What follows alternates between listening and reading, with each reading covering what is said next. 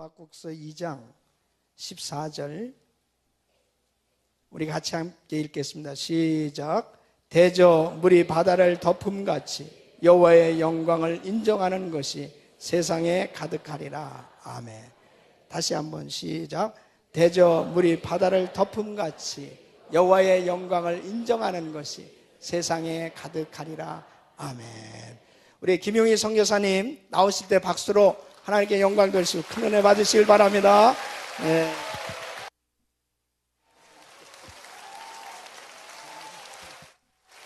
감사합니다. 아멘. 아멘. 아멘. 우리 주님을 사랑하시는 분만 아멘 하십시다. 아멘. 아멘.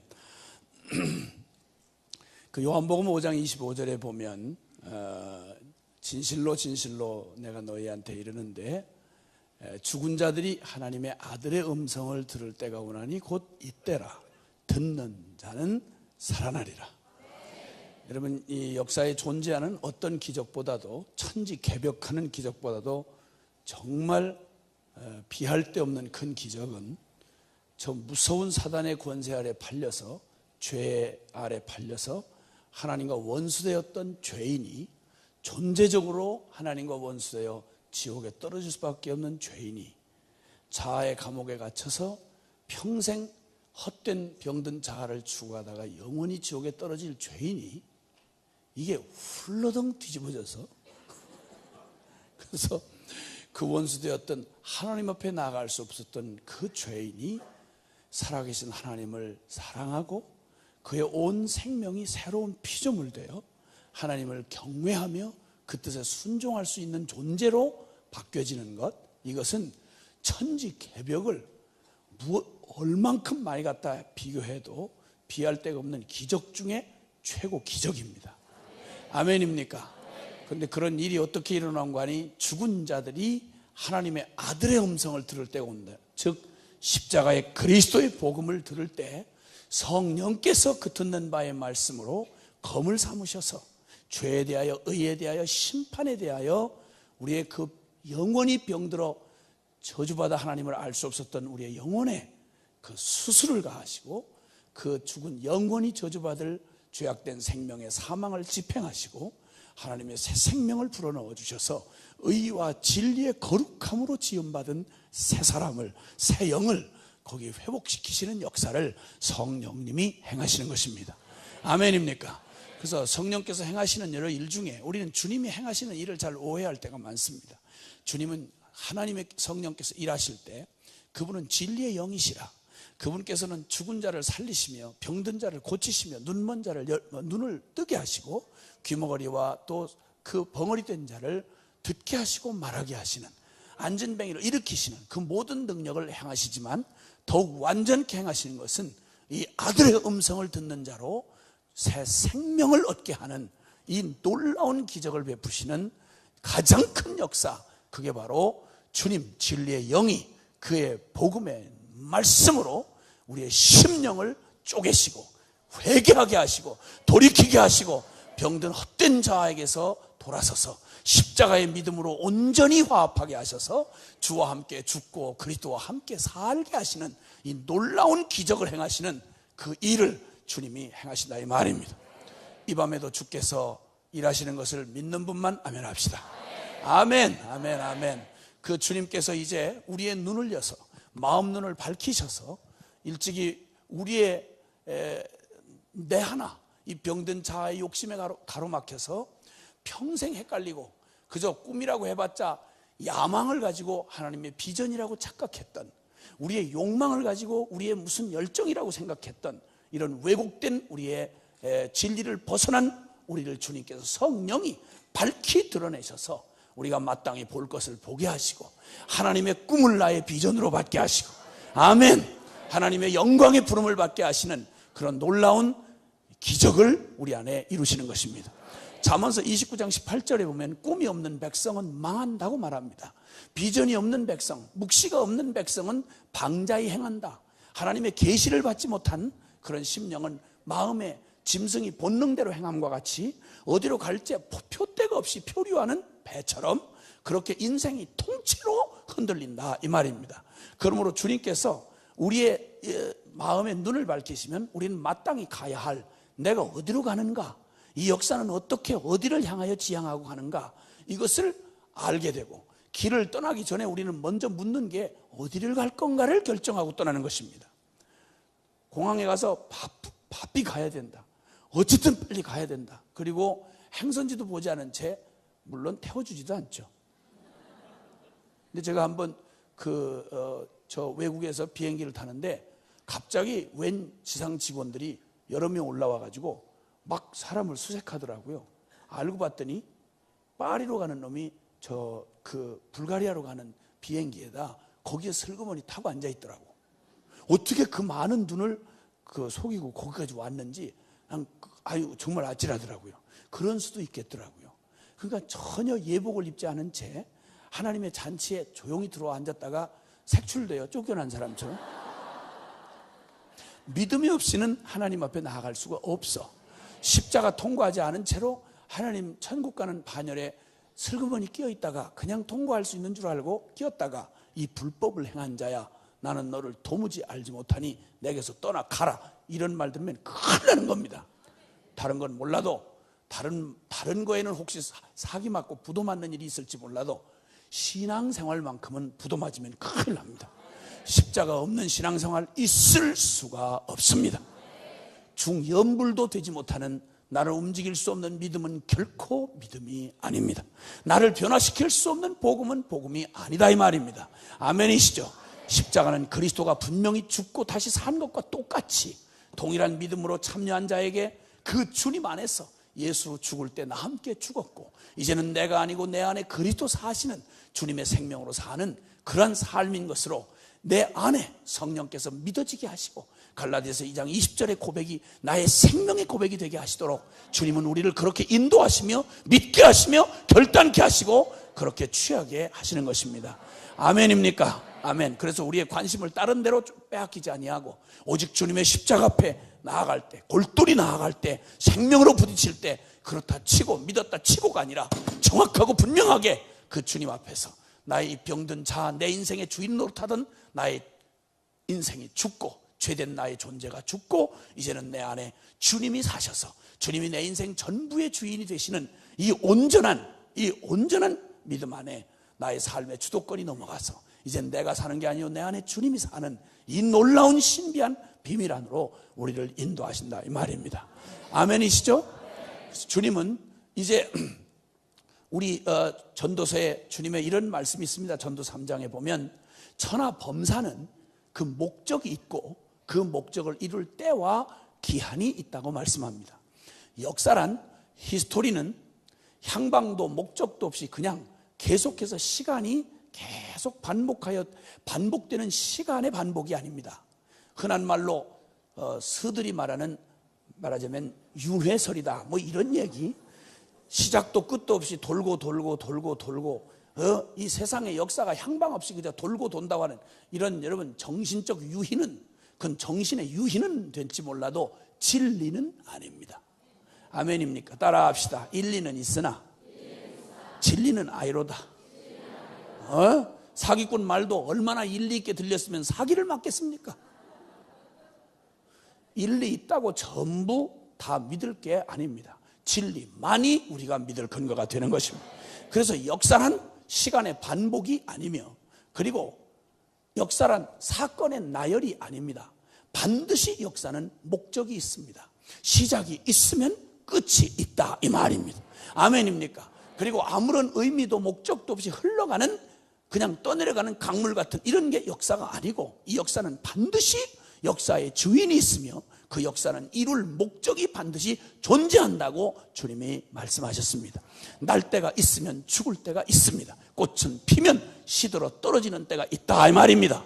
어두운 밤이 오면 그 다음 아침이 오는 수가 있는 겁니다. 아멘입니까? 모든 범사는 반드시 시작이 있고 끝이 있습니다. 그 끝은 향방이 없는 어디로 갈지 모르는 럭비공 같은 이런 것이 아니라 오직 그 역사는 반드시 하나님의 정한 목적을 향하여 나아가게 돼 있습니다. 그래서 주님은 스스로 말씀하기는 나는 알파요 오메가다. 나는 처음이요 나중이라고 말씀합니다.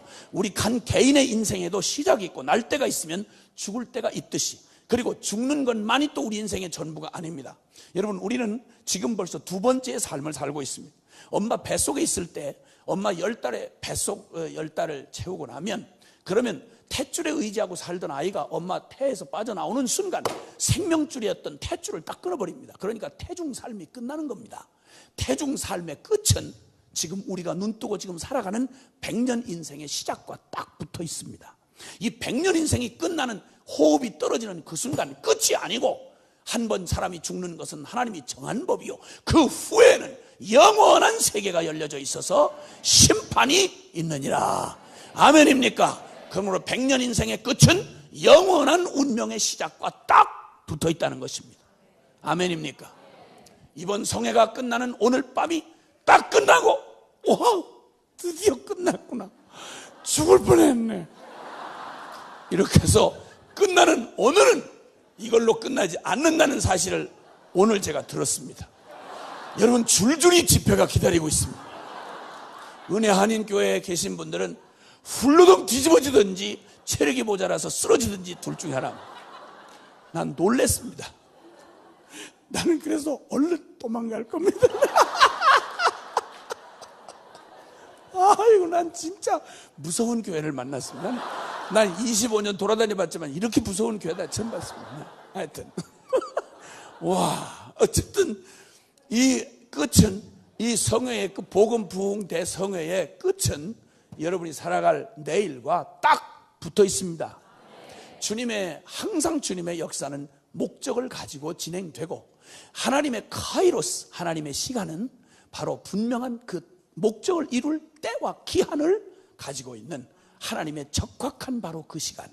어쩌면 주님이 여러분의 일생을 지금까지 끌어오시는 동안 이때 이 시간, 어느 때하고도 바꿀 수 없는 가장 소중한 마지막 시간으로, 오늘 이때는 어떤 시간과도 바꿀 수 없는 소중한 하나님의 카이로스가 되어 여러분을 이끌어 오신 주님의 인생 여정에, 하나님이 나를 이 자리에 이르게 하시려고 주님 나를 인도하셨구나, 무릎을 탁 치고 감격하는 밤이 되실 줄 믿습니다.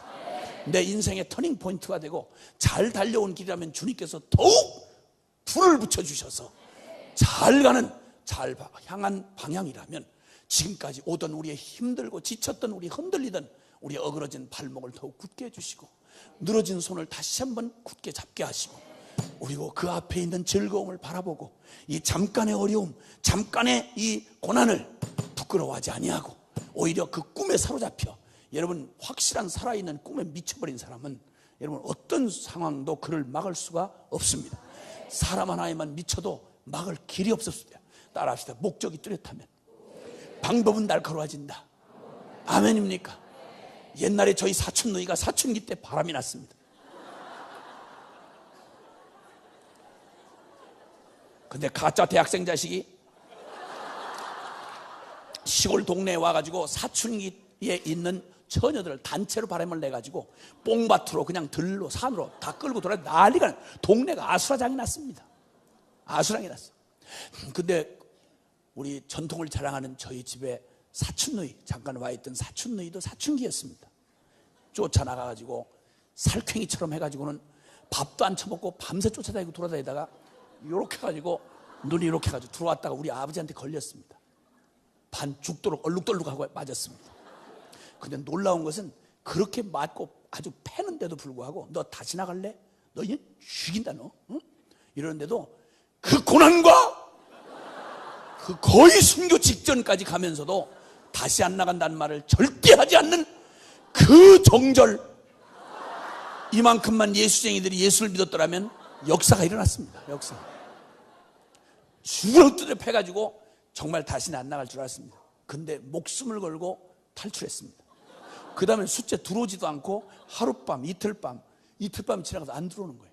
우리 집에 있던 머슴들을, 종들이, 옛날엔 종들이 있었는데 머슴들을 풀어가지고 그냥 온 산을 다 쫓아다니면서 결국 잡아왔습니다. 잡아가지고 하여튼 있는 대로 막 패도 안 되고 말을 해도 안 되니까 우리 아버지가, 우리 3대 조상을 거슬러 올라가봐도 미용사 출신이 아무도 없습니다. 근데 우리 아버지가 처음으로 조상이 없던 미용사로 등극을 하셔가지고 가위를, 무식하게 생긴 가위 가지고 다 뜯어버렸어. 머리가 뜯긴 건 우리 사촌누인데 왜 내가 이렇게 됐는지는 난 잘 몰라. 어쨌든 옛날에 여자 머리는 생명과 같았습니다. 어떤 보수교단에서는요, 어떤 보수교단은 머리를 볶았다고, 빠마를 했다고, 옛날에는 기생들만 빠마를 했거든. 그게 빠마를 했다고 글쎄 출교를 시켜버렸어. 집사를, 머리를. 주여. 그럼 여기에 빠마한 분들은 출교당할 사람들이 많아. 옛날에 있었더라면, 옛날에 있었더라. 근데 머리를 다 다 뜯어놔 버렸으니까, 커트를 한 게 아니라 뜯어놔 버렸어. 다 뜯어놔. 그리고 두들겨 패가지고는 저쪽 거의 막 쓰러지도록 해서 광에다 갖다 그냥 콱 처박아 놨습니다. 그 다음날 해가 중천에 떴을 때 그냥 너무 속상해 밤잠 못 주무시던 아버지가 늦게 잠이 들었다가 그 광에 가서, 아무래도 그래도 자식인데 그래가지고 그저 마음 돌이켰으면 용서해 주려고 광문을 열었습니다. 있었을까 없었을까? 있었겠어요 없었겠어요? 잠이 없었겠어요? 그걸 어떻게 알아요? 혹시 그렇게 해본 거 아니에요? 아니었어요? 근데 여러분의 믿음대로 글쎄 독여버렸어요.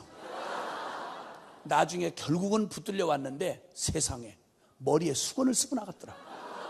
따라합시다. 목적이 뚜렷하면 방법은 날카로워진다.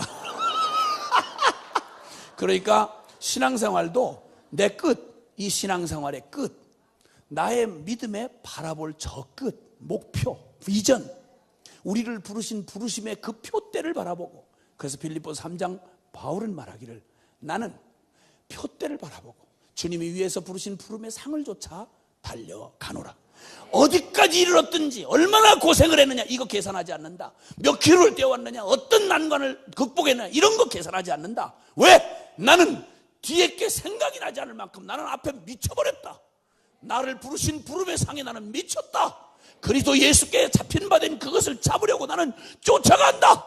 어디까지 이뤘는지 난 계산도 안 된다. 얼마나 투자했는지는 기억도 안 난다. 얼마나 힘들었는지는 기억도 나지 않는다. 왜? 이 바라보는 이 꿈은 나를 모든 걸 때려놓고도 아깝지 않기 때문이다. 아멘. 우리를 사로잡아가고 이 교회를 이 세상 한복판에 이 탕류에 쓸려가지 않도록 여러분 이 부르심의 끝자리, 하나님이 부르신 이 교회를 이 땅에 두신 궁극적인 목적, 교회가 미쳐서 달려갈, 어떤 도전 앞에도 흔들리지 않냐고 달려갈 그 비전, 그 꿈이 뭐냐 이거예요. 여러분 이 꿈을 잃어버리는 순간, 표대에서 눈길을 딱 돌리는 순간 여러분 이때부터 썩는 게 들어오기를 시작하고 타협이 들어오고 유혹이 흔들리기 시작하고 그리고 본질을 잃어버리기가 쉽습니다. 어느 때도 놓치지 말아야 합니다. 우리의 눈길을 딱 고정시키고 바라봐야 할 것을 봐야 합니다. 부르심의 끝자리를 봐야 합니다.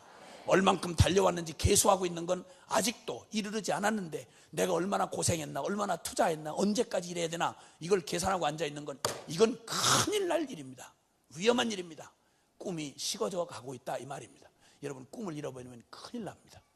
가장 위험한 위기의 상태가 꿈을 잃는 것입니다. 그래서 주님은 우리의 마음 안에 주님의 부르신 그 부름의 끝자리, 그 꿈을 바라볼 수 있도록 우리의 영혼을 주님께서 일으켜 주시길 원하십니다. 말세 주님께서 남종과 여종들에게 성령을 물붓듯 부어주시면 놀라운 것은 늙은이든 젊은이든 남종이든 여종이든 주님께서 늙은이는 환상을 보고 젊은이는 꿈을 꾸리라. 할렐루야. 늙고 젊고를 상관없이 얼마나 살아왔는지를 상관없이 성령이 오시면 우리의 한계를 뛰어넘은 하나님의 꿈을, 하나님의 비전에 사로잡아서 우리를 땅을 디디고 살지만 하늘에 속한 자로 살아가게 하시는 것입니다. 아멘입니까? 주님이 우리에게 바라봐야 할, 우리가 주목해야 할 우리 하나님이 부르신 그 궁극적 꿈을 우리에게 주님 보여주고 계십니다.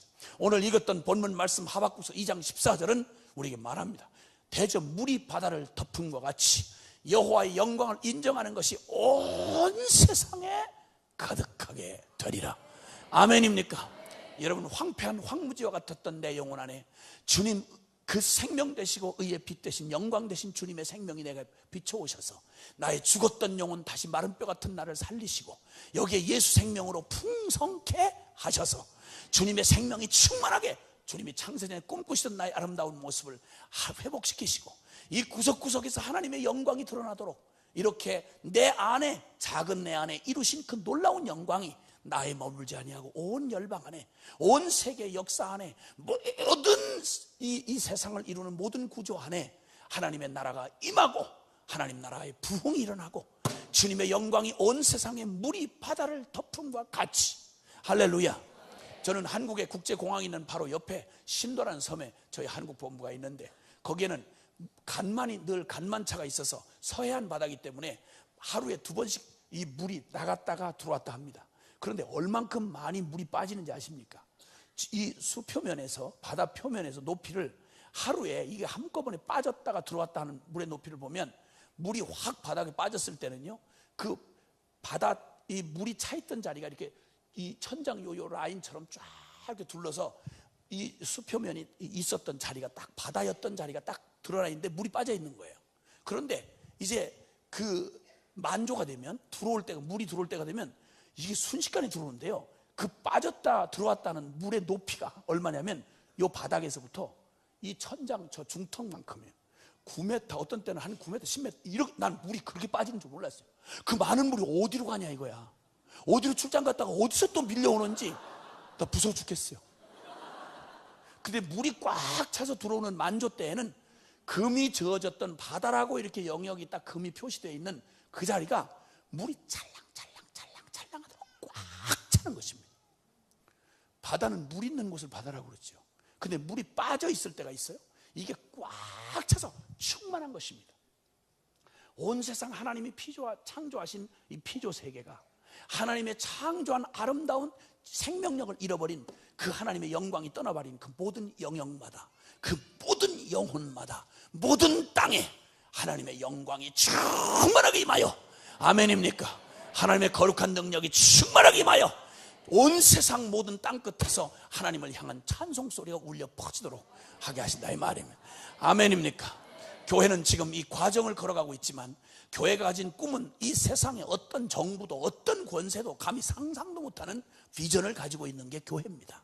이 교회가 가지고 있는 비전을 주님은 요한계시록 7장 9절 이하에, 내가 2일 후에 내가 보니 저 하늘에서 완성된 이제 하나님의 나라가 이제 임하는데요, 하나님의 교회가 모든 사명을 다하고 주님이 다시 이 땅에 임하면 우리는 주님의 나라가 온 천상세계가 펼쳐지는데, 거기서 이루어질 일을 우리에게 보게 하시는데 말이죠, 2일 후에 내가 보니 온 나라와 족속과 백성과 방언에서 능히 아무나도 셀 수 없는 허다한 무리가 흰옷을 입고 손에 종려가지를 들고 찬송하여 가로되, 보좌에 계신 이와 어린 양께 구원하심이 그에게 있도다. 언어가 다르고 방언이 다른 모든 나라와 족속과 백성과 방언, 어떤 작은 민족 하나도 잊혀진 민족 없이, 어떤 저 소외된 땅도 잊혀진 곳이 없이, 사람은 잊었을지라도 주님은 잊지 아니하시는 온 나라와 족속과 백성과 방언 모두를 다, 한 민족도 빠짐없이 모든 미전도 종족 모두가 다, 이 세상에는 12,000여 종족이 다 주님을 알게 돼요. 여러분, 복음 130여 년 전만 해도 미전도 종족이었던 조선민족에, 복음이 시작했던 예루살렘에서 땅끝이라고 알려져 있던 조선민족에도 복음의 빛이 찾아와서, 여러분, 거기서 이 복음의 서광이 비춰오고 저주와 분한에 사로잡혔던 우리 슬픔에 찬 민족이었던 우리에게 복음의 빛을 밝혀주셔서 오늘 여기 이렇게 오게 되는 역사가 일어나는 것처럼, 지금도 잊혀져 있는 수많은 영혼들이, 이제는 모두 숨겨진 영혼들이, 숨겨진 민족들이 다 이제는 역사의 정보들이 다 드러나기를 시작했습니다. 하나님의 마지막 역사를 이루려고 하시는, 이 놀라운 계시록의 이 장면을 이루려고 하시는 하나님의 마지막 섭리가 우리 코앞에 다가오고 있습니다. 하나님의 나라가, 주님의 교회가 궁극적으로 바라봐야 할 것, 바로 선교 완성입니다. 아멘입니까? 그리고 주님은 우리가 날마다, 모든 그리스도인이라면 가장 마지막으로 기다리는 게 뭐냐면 신랑 되신 예수님 다시 오시는 그날입니다. 여러분, 이 땅은 나그네지 우리가 영원히 머물 곳이 아닙니다. 아무리 흐드러지게 여러분 성공하시고 어마어마하게 많은 걸 가졌다고 하고, 그리고 하루에 6끼씩 잡수셔도, 그러면 더 속이 빨리 갑니다. 사이사이 간식 먹고 밤중에 야식까지 끓여보고 있다고 짓을 하면 더 빨리 갑니다. 어쨌든 머물 수가 없습니다. 세상 없이 붙들어 놓고 싶어도 여러분, 우리의 가는 세월을 막을 수가 없습니다. 아멘입니까? 그래서 반드시 이 세상은 지나가게 됩니다.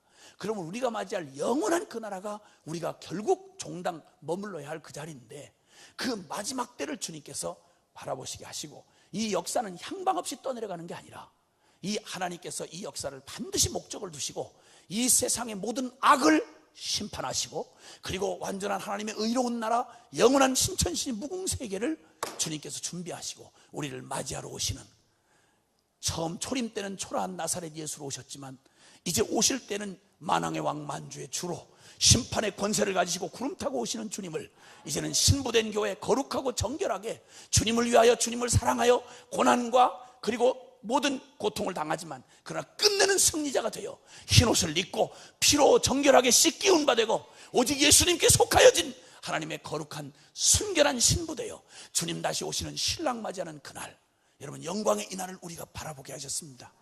이 마지막 소망인 이 예수님의 재림도 놀라운 것은 무엇과 딱 연결이 붙어 있는 거 하니, 여러분 마태복음 24장 14절 보면 이 천국 복음이 모든 민족에게 증거되기 위하여 온 세상에 전파돼야 하리니 그제야 끝이 오리라. 아멘. 우리가 그토록 소망하고 그렇게 바라는, 온통 바라고 기대하는 주님 다시 오시는 바로 그날, 주님 정말 다시 오시는 걸 기다리세요? 근데 어떻게 보니까 얼굴에 너무 빨리 오시면 안 돼요. 어떻게 고생을 했는데 이거 고생한 거 다 맛도 보기 전에 주님이 오시면 나는 어떡해, 이런 슬픈 표정이 휙 지나가는 걸 내가 봤어요. 이러지 마세요. 이러지 마세요. 그것과는 비교할 수 없어요. 여러분이 아무리 수고해서 얻어놓은 거라고 해도 주님 맞이하며 얻게 될 영광과는 좋게 비교할 수가 없다 이겁니다. 아멘이세요? 태양이 밝아온다, 촛불 꺼라.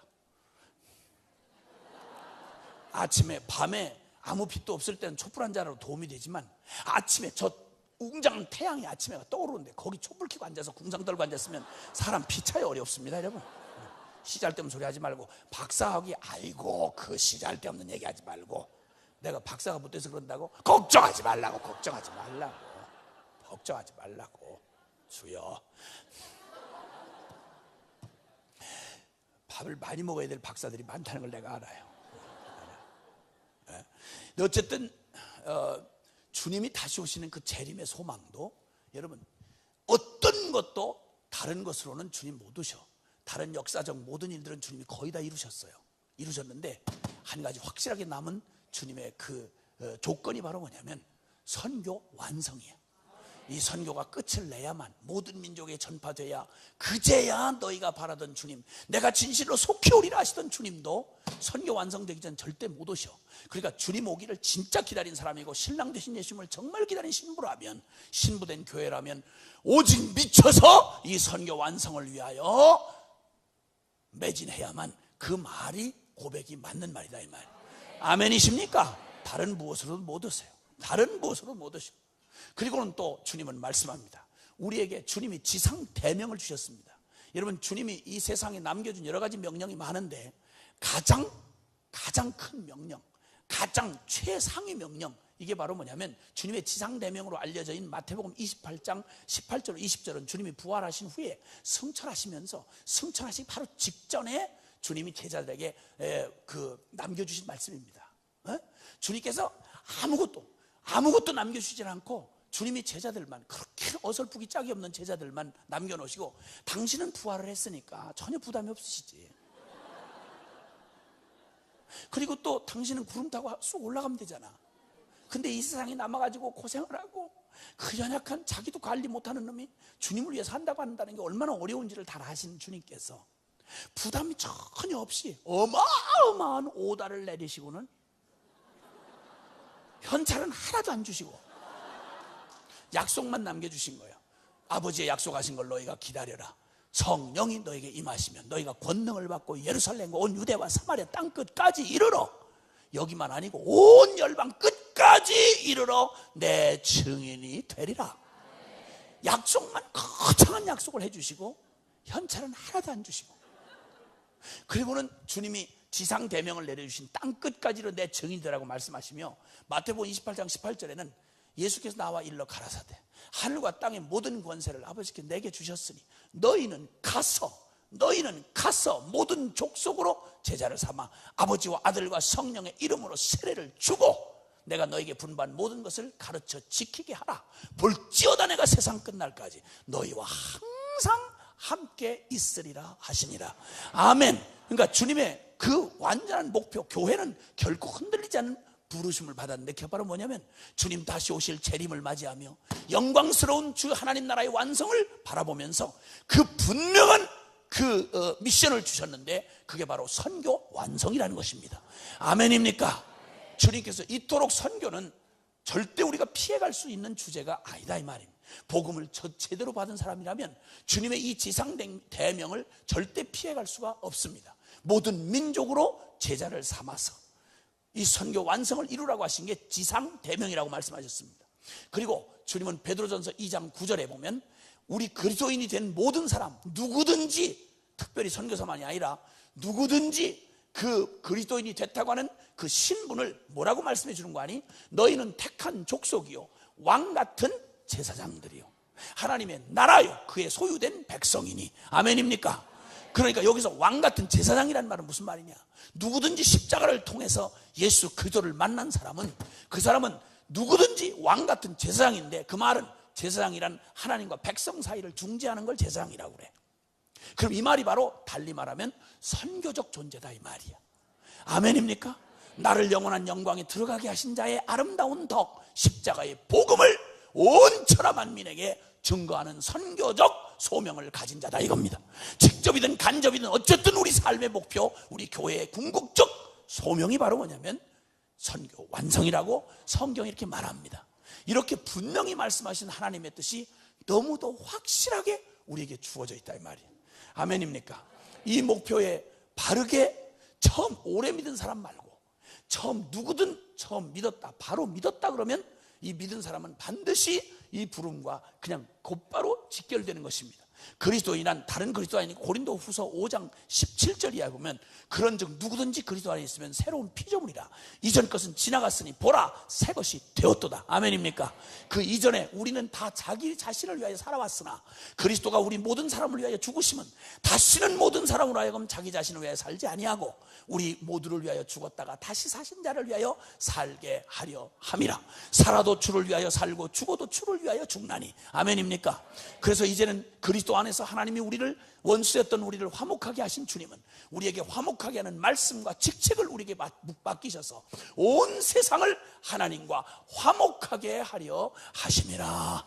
교회를 이 땅에 두시는 이유는, 하나님의 성도들을 이 땅에 더욱 두시는 이유는, 하나님의 백성들을 이 땅에서 모든 기회를 주셔서 물질과 건강과 그리고 모든 능력과 기회를 주시는 이유는 다른 게 아니고 이 땅에서 무슨 여기 퍼즐 앉아가지고 누릴 게 더 있어서 여기다 두시는 게 아니야.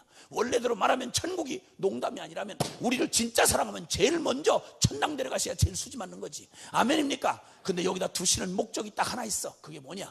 하나님 나라의 부흥과 선교가 완성되는 일을 위하여 저와 여러분을 통해서 일하셔야 할 주님의 사명이 남아 있어서 여기에 두신다 이 말입니다. 아멘입니까? 아멘. 사명 끝났으면 머물지 말고 떠나셔야 합니다. 그러나 사명 끝나기 전에는 절대 못 죽습니다. 누가 뭐라고 해도 못 죽습니다. 암병 아니라 별게 다 와도 못 죽습니다. 사명 끝나기 전에는 못 죽어요. 못 죽어요. 걱정도 하지 마시고, 걱정도 하지 마. 못 죽어. 그래서 사명 끝날 때까지는 오래 사셔야 됩니다. 나는 너무 사명이 힘들어요. 나 빨리 천국 가고. 쓸데없는 소리 하지 말고 오래 사셔야 합니다. 오래 사셔야. 사명, 당신의 몫인 사명이 끝날 때까지는 절대 못 죽어. 확실하게 말씀드리는 건 사명자는 못 죽어. 그러나 사명이 끝났으면 누가 붙들어도 떠나셔야 돼. 마지막 입새처럼 파르르 떨면서 안 떨어지려고 이러지 말고, 너무 어려워요. 떠날 때가 됐거들랑 빨리 떠나세요. 그저 날마다 고기나 잡으러 다니고 그저 밥이나 꾸역꾸역 먹고 어떻게 하면 안락하게 남은 여생을 보내나, 이런 기가 막힌 얘기. 예수 핏값 주고 산 인생을 예수 핏값만큼 살다가 죽어야지.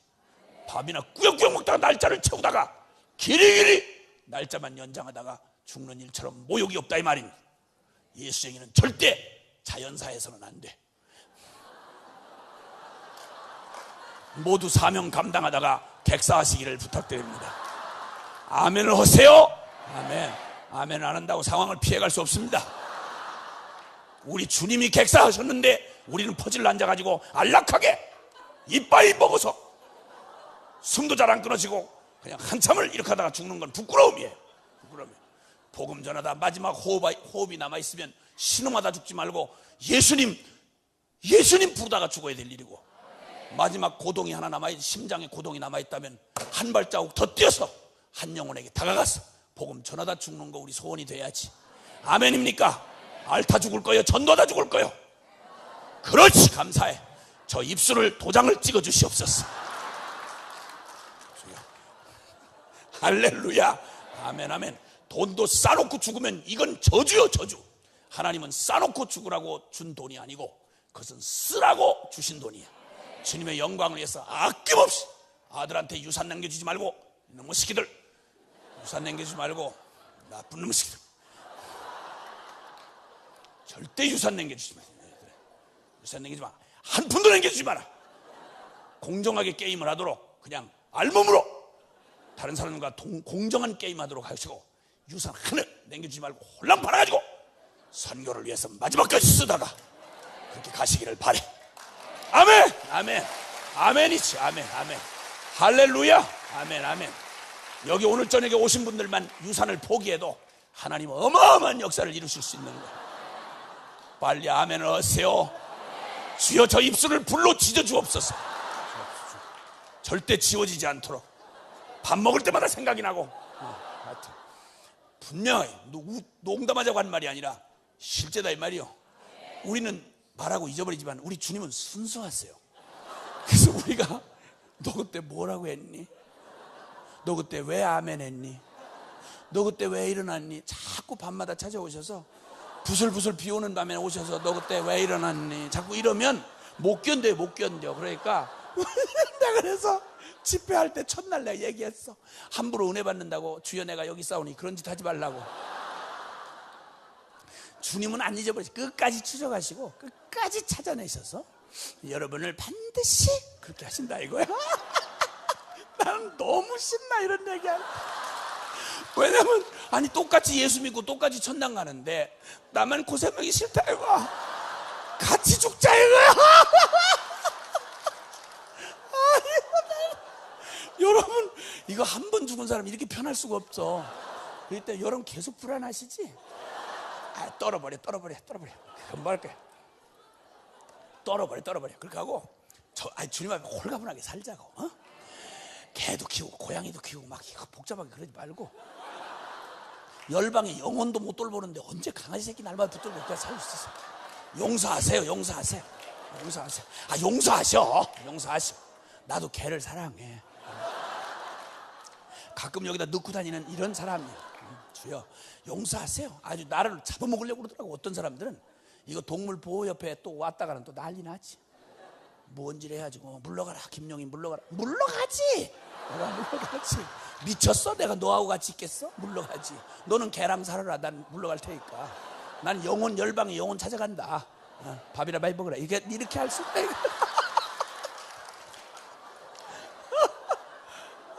주여. 그러면 회의를 하고 우리의 바라볼 궁극적 목적은 천국이야. 여기 이 세상은 내 집 아니야. 죄 많은 이 세상은 내 집 아니요. 그 다음은 모르잖아. 괜찮아 아닌 것만 결론 나면 되는 거야. 천국이 이미 우리 앞에 있잖아요. 아멘이셔? 그래 우리 천국 갈 날 믿음으로 바라보고. 여기 머물 사람들 아니잖아 솔직한 말로. 그러면 여기 그냥 있는 게 아니라 주님 이루신 이 땅에 이루실 그 완전한 그 일을 위하여 주님이 이 역사를 보존하고 계셔. 거룩한 하나님은 우리가 못 보는 것보다 죄를 더 못 보시는 분이야. 그럼에도 불구하고 그분의 긍휼이 임하는 것은 선교할 기회를 주시는 거야. 구원받을 만한 때를 주시는 거야.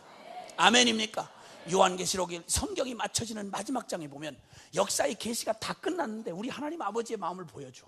다 끝났는데 이제는 셔터가 막 심판의 셔터가 막 내려오고 있는데, 그런데 그때 마지막 22장 17절에 보면 성령과 신부가 말씀하기를 마지막 셔터를 딱 막아놓고는 지금이라도 오라. 누구든지 돈 없이 값 없이 와서 포도주와 젖을 사라. 내게로 오라. 목마른 자들은 오라. 할렐루야. 여러분, 지금 역사를 이미 벌써 24시 정각에 딱 자정이 딱 시계가 멈췄는데 주님의 은혜의 때를 연장하시고 오직 이 역사를 지금도 이어가시는 주님의 한 가지 이유가 있다면, 하나님의 긍휼이 이 완전한 모든 백성을 살리고도 남는 이 어마어마한 복음이, 들려주기만 하면 듣고 믿어 구원 얻을 수 있는 이 어마어마한 복음이, 아멘입니까? 십자가 앞에 나오기만 하면 모든 민족과 나라와 백성이 다 주의 영광 가운데 참여하고 잃어버린 원형을 찾고 하나님의 그 무너진 제단이 회복되고 찬송이 회복되는 날이 올 수 있다는데, 하나님이 그 마지막 때를 허락하시며 이 역사를 이어가고 계시고 저와 여러분의 생명을 더 연장하고 계십니다. 아멘입니까? 아멘. 이 거룩한 부름 앞에 우리가 서 있다 이 말이요. 자, 그런데 하나님께서 우리에게 주신 이 뚜렷하고도 분명한 비전이 왜 모든 사람에게 이렇게 자연스럽게 반응되지 않느냐? 말할 것도 없습니다. 이게 그냥 자연스럽게 받아들여진 개념이 아닙니다. 지금도 들으면서도 여전히 내 말로 들리지 않는 사람이 있을 수 있습니다. 왜냐하면 그건 너무나 지극하고 당연한 일입니다. 우리 저주받은 우리의 영혼은 하나님과 죄로 죽어서, 죄와 허물로 죽었던 우리는, 하나님과 이게 등 돌려진 원수된 상태로 태어났던 우리는 지독한 자아추구, 그래서 심지어는 복음도 오직 나만을 위한 복음, 오직 나만을 위한 나, 우리 집, 우리 교회, 우리 가정, 이 복음으로 밖에는 받아들이지 않는 거예요. 그래서 복음을 정말 바르게 받았는지를 알 수 있는 중요한 키가 바로 뭐냐면 이 주제예요. 복음을 주어주신 복음대로 받았는가 라고 하는 주제 앞에 딱 부딪히면 우리의 또 본색이 드러나게 돼 있다 이 말이에요. 이제 한번 이제 우리의 중심을 진리 앞에 비춰보아야 할 것입니다. 성경에서 아주 가장 중요하게 여겨지는 성경의 모판이라고 하는 그 약속이 있는데, 아브라함 언약이 있습니다. 창세기 12장 1절로 3절 한번 보시겠습니다. 창세기 12장 1절로 3절은 같이 한번 찾아주세요. 창세기 12장 1절로 3절. 다른 성경을 늦게 찾는 건 용서가 쉬운데 창세기를 또 더듬하고 찾는 거는 정말 용서가 어려워요. 참 정말 어려워요. 근데 그런 흉악한 사람들 중에 모태신앙이 많아요. 근데 얘기했잖아요. 어떤 모태신앙 그 히스기야서 찾으라고 했더니 막 계속 찾았던, 그래서 그 훌렁 뒤집어져 가지고 순회성교단 들어온 그 얘기했잖아요. 그 친구는 이 얘기만 하면 지금도 얼굴이 빨개져요. 제발 그 예화 좀 쓰지 말. 그럼 계속 쓸 거야. 앞으로 모태신앙들에게 경종을 울리기 위하여. 창세기는 성경에 제일 앞장에 있어요. 찾아가서 12장 1절로 3절 시작. 여호와께서 아브라함에게 이르시되 너는 너의 본토 친척 아비 집을 떠나 내가 내게 지시할 땅으로 가라. 내가 너로 큰 민족을 이루고 내게 복을 주어 내 이름을 창대케 하리니 너는 복의 근원이 될지라. 너를 축복하는 자에게는 내가 복을 내리고 너를 저주하는 자에게 내가 저주하리니 땅의 모든 족속이 너를 인하여 복을 얻을 것이니라 하신지라. 아멘. 아멘. 성경을 읽을 때는 성경 내가 보는 본문을 잘 이해 못할 때는 앞뒤를 읽으셔야 돼요. 앞뒤를 읽으시고 문맥 전체를 원래 주고자 하셨던 분 의도대로 뜻을 이해해야지, 내가 원하는 대로 내가 반가운 단어와 문장이 발견된다고 해서 그걸 그대로 받아들여가지고 그걸 내 욕심대로 아전인수로 해석하면 이거 위험천만한 짓인 거예요. 성경이 무엇을 말하느냐, 하나님이 뭘 말하고 싶어 하시느냐, 이걸 들어야지. 말하는 분의 의도는 상관없이 내가 듣고 싶은 것만 들어가지고 어머나 아유 주여 너무 감사해, 그 다음 얘기하지 마세요. 난 그것만 듣고 싶어. 이런 귀신 같은 짓을 하는 사람이 많다 이겁니다. 이게 성경 본문 중에 이 본문이 또 그래요. 이 본문은 우리가 너무 기분 좋은 말들로 가득 차 있습니다. 너를 큰 민족을 이루게 해주겠다. 얼마나 좋아요.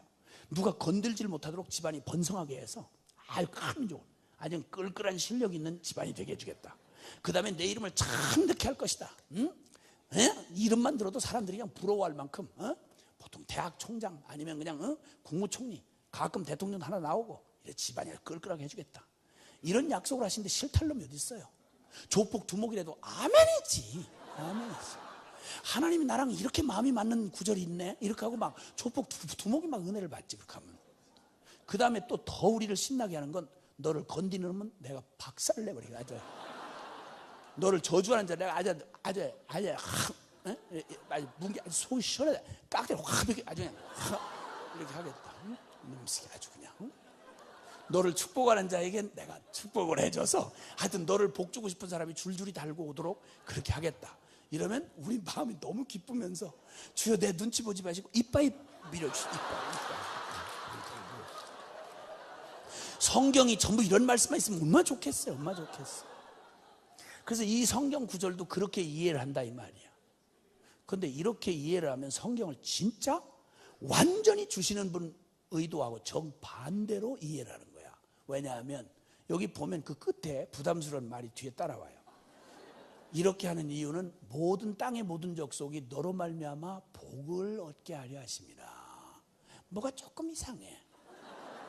그러나 그래도 결국 흔들릴 필요가 없어. 왜냐하면 주님 이빠이 나한테 부어주시면 내가 쓰다가 진리해서 그걸 쓰레기통에 버릴 바에야 좀 가난하고 못 사는 것들 좀 도와주고 그래서 생색내고 그래 걱정하지 마시고 갖다 버리진 않을 테니까 가서 도와줘서 내 옆에 붙은 놈들이 떨거지들이 복을 받도록 그렇게 할 테니까 넘치도록 부어주옵소서. 계속 부어주옵소서.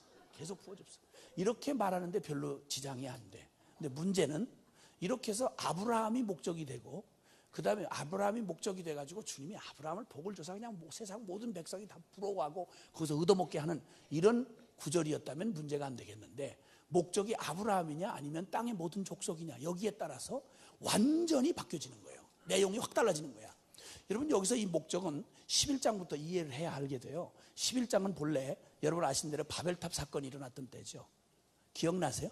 인간들이 악한 짓을 해가지고 탑을 쌓아가지고 이럴 때 하나님이 언어를 혼적해서 사람들을 흩었어. 이때 이들이 죄 짓는 걸 도모해서 연합해가지고 죄를 지으면 이거 급히 망해버려. 구원의 기회가 없어지는 거야. 이때 주님이 할 수 없이 언어를 혼잡케 해서 지금 우리를 이렇게 어렵게 한단 말이에요. 저는 올리 한국말을 잘합니다. 그러니까 여러 수십 개 나라를 다녀도 나는 한 번도 내가 혼자 나가본 적이 없어요. 이번에도 숙소를 호텔에다 정해주셨는데 늘 그런 일은 나한테 오랫동안 있어 온 일이에요. 가서 창고에다 물건 들어놓듯이 거기 그 호실에다 집어넣고 너 여기 가만히 자빠지 자라 이렇게 하면 가서 호실에서 자빠지 때가 되면 출고하듯이 물건 출고하듯이 나와라 그래가지고 밥을 막 이빠이 먹고 떠들어라 그러면 막 떠들다가 끝나면 자빠지 자라 이렇게 자고 나 혼자 국제전화 한 번도 못 걸어봤었다. 내가 얘기하면 저기서 지 말로 떠드니까 서로 피차에 피곤하고 확 끌어버렸지. 참 주님 때문에 살지 나는 여러 가지 상처가 많아요. 나는 영어를 한마디도 못하는 놈을 웬 순회 선교단 선교사를 만드냐고. 주여.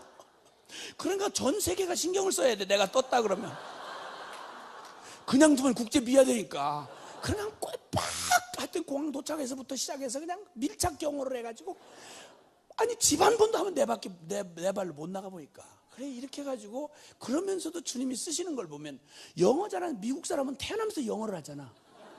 걔도 영어로 알아듣잖아.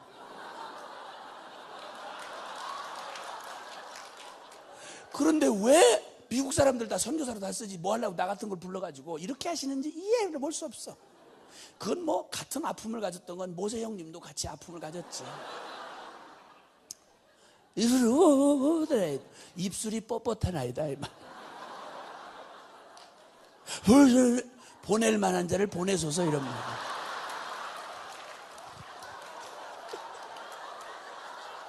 그 형님도 정말 고생 많이 했어요.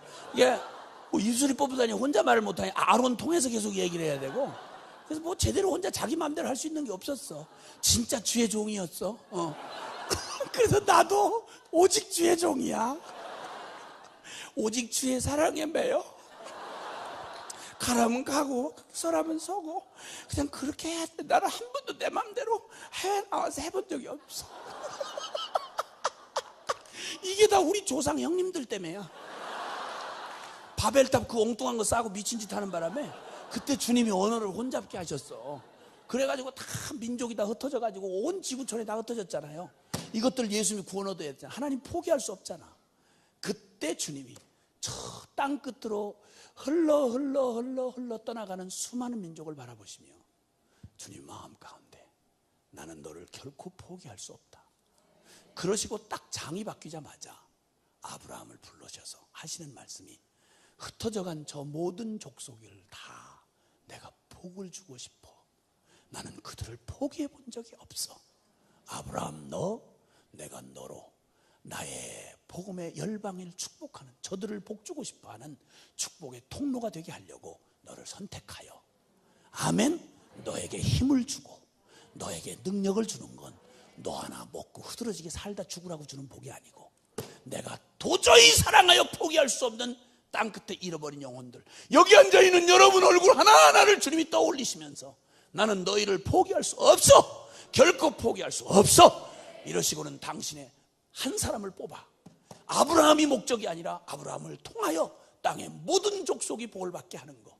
이 모든 아브라함과 동일한 믿음을 가지고 동일한 은혜를 입은 자들이 하나님의 창세전부터 주고 싶었던 그 사랑을 완전하게 받고 누리는 이 복을 누리게 하시려고 주님 그 부르심으로 아브라함 불렀다 이 말이에요. 아멘입니까? 그런데 이 아브라함 복을 잘못 이해한 이스라엘 사람들은 자기들이 선민이라 이거야. 이방 저것들은 열방 저것들은 지옥 뗄감이라 이거야.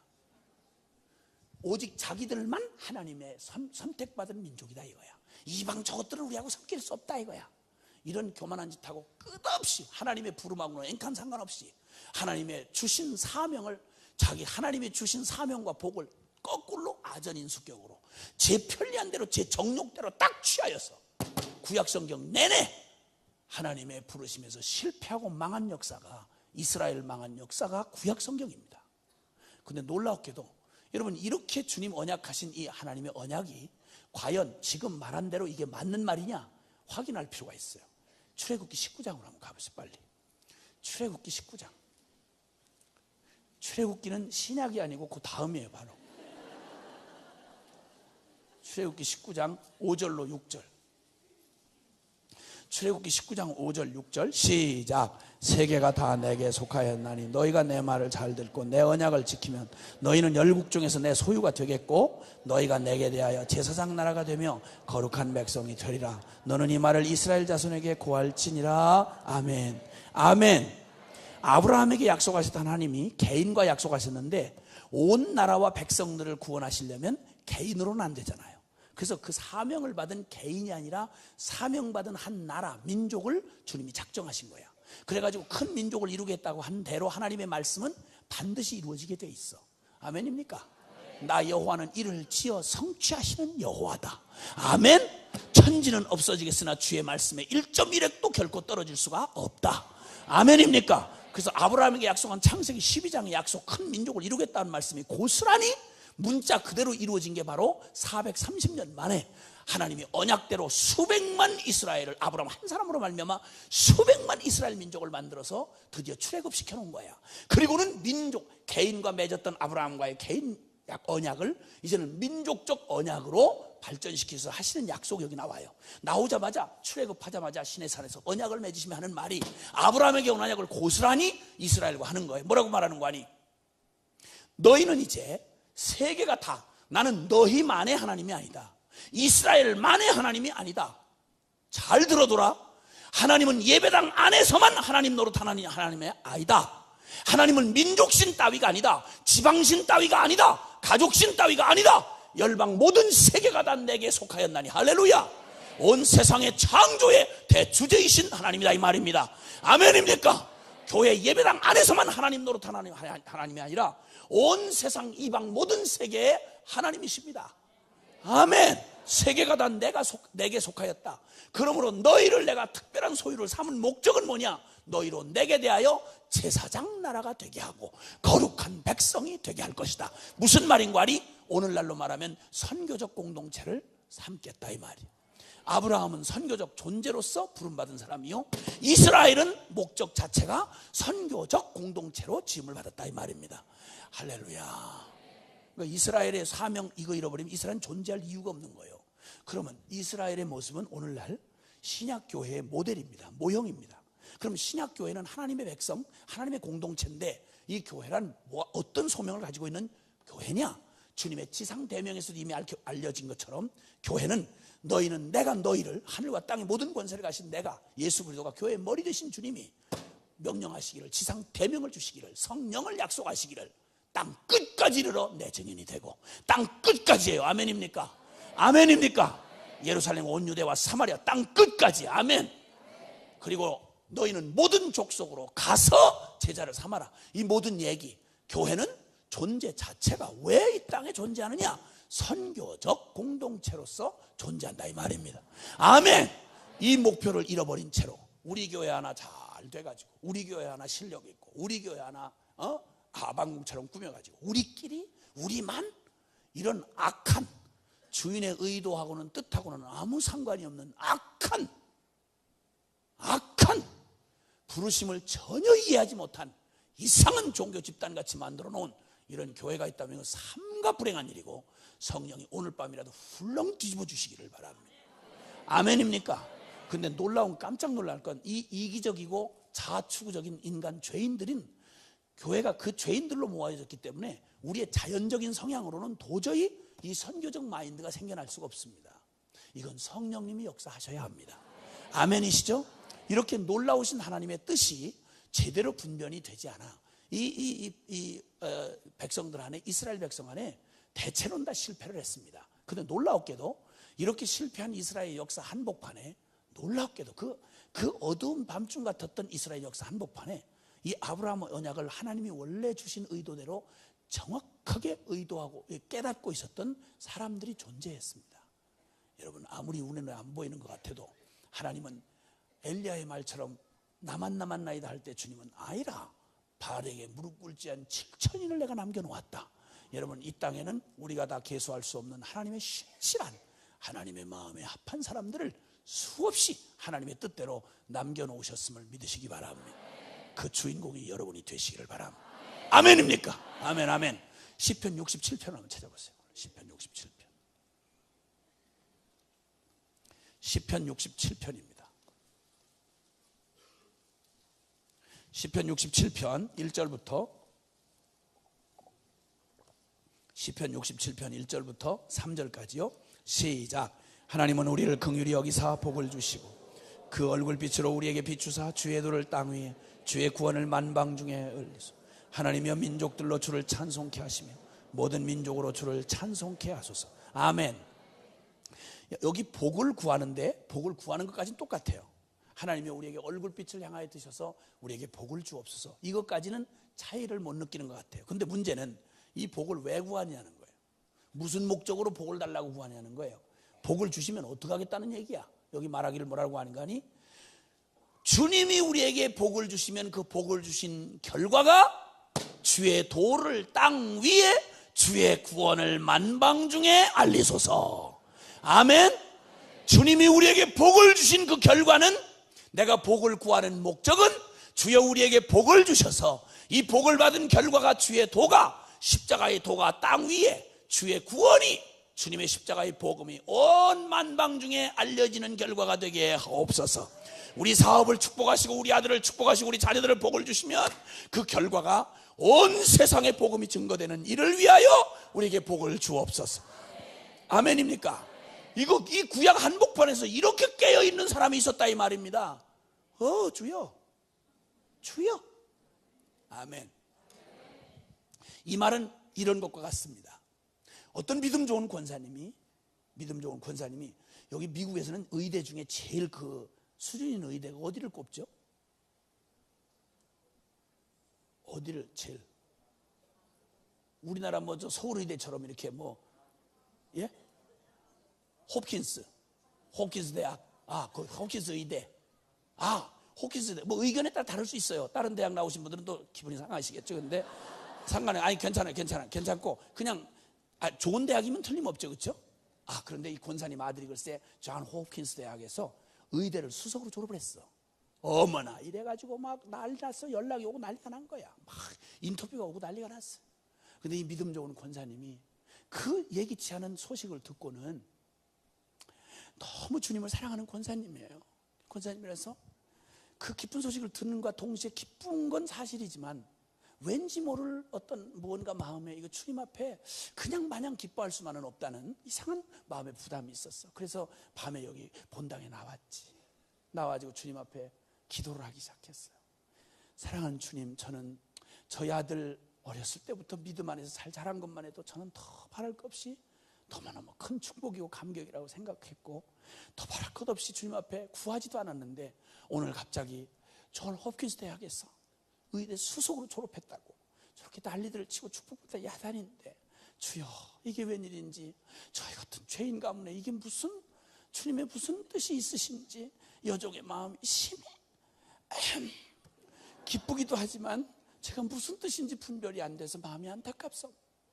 주님이 여종에게 주님께서 특별히 이렇게 남다른 복을 주시고 기회를 주신 거 무슨 뜻인지 가르쳐 주십시오.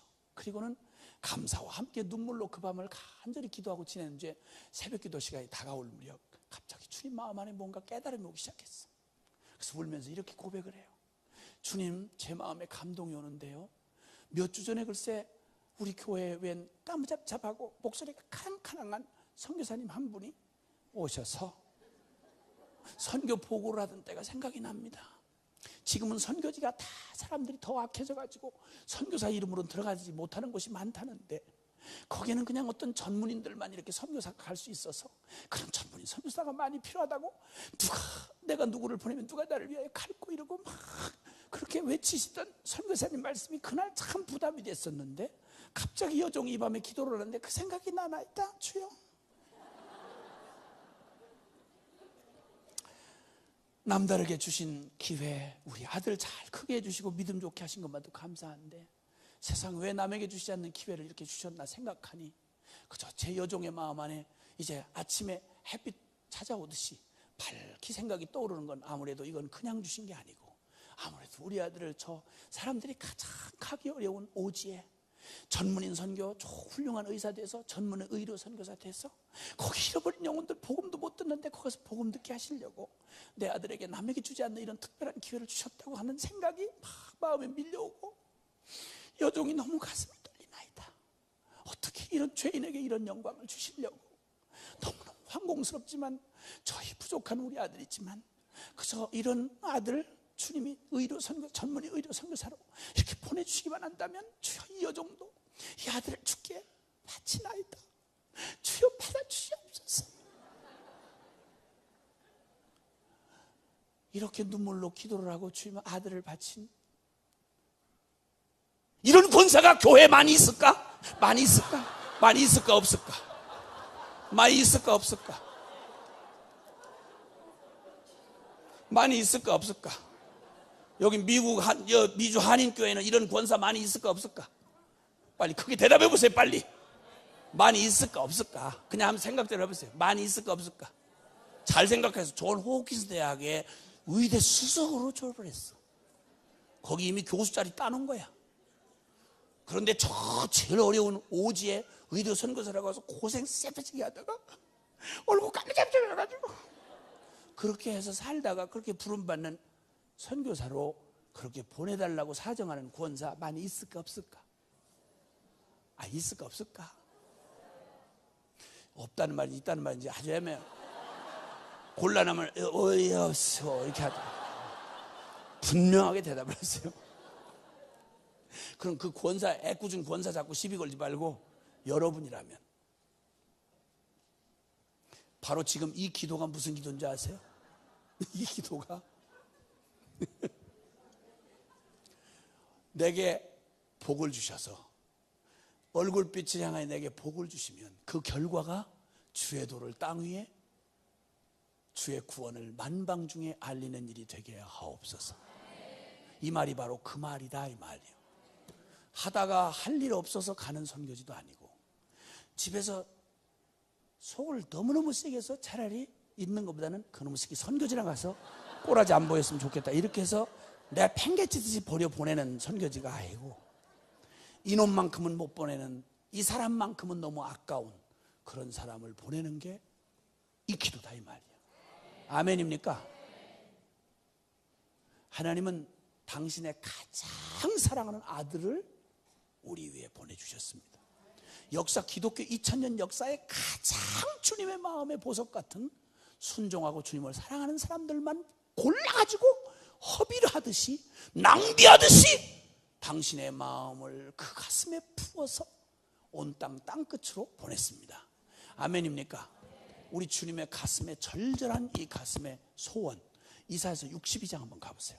우리 주님의 마음이 어떠한 마음을 가지고 계시는지. 이사야서 62장을 한번 가보세요. 이사야서 62장 찾으셨으면, 이사야서 62장 찾으셨으면요, 1절부터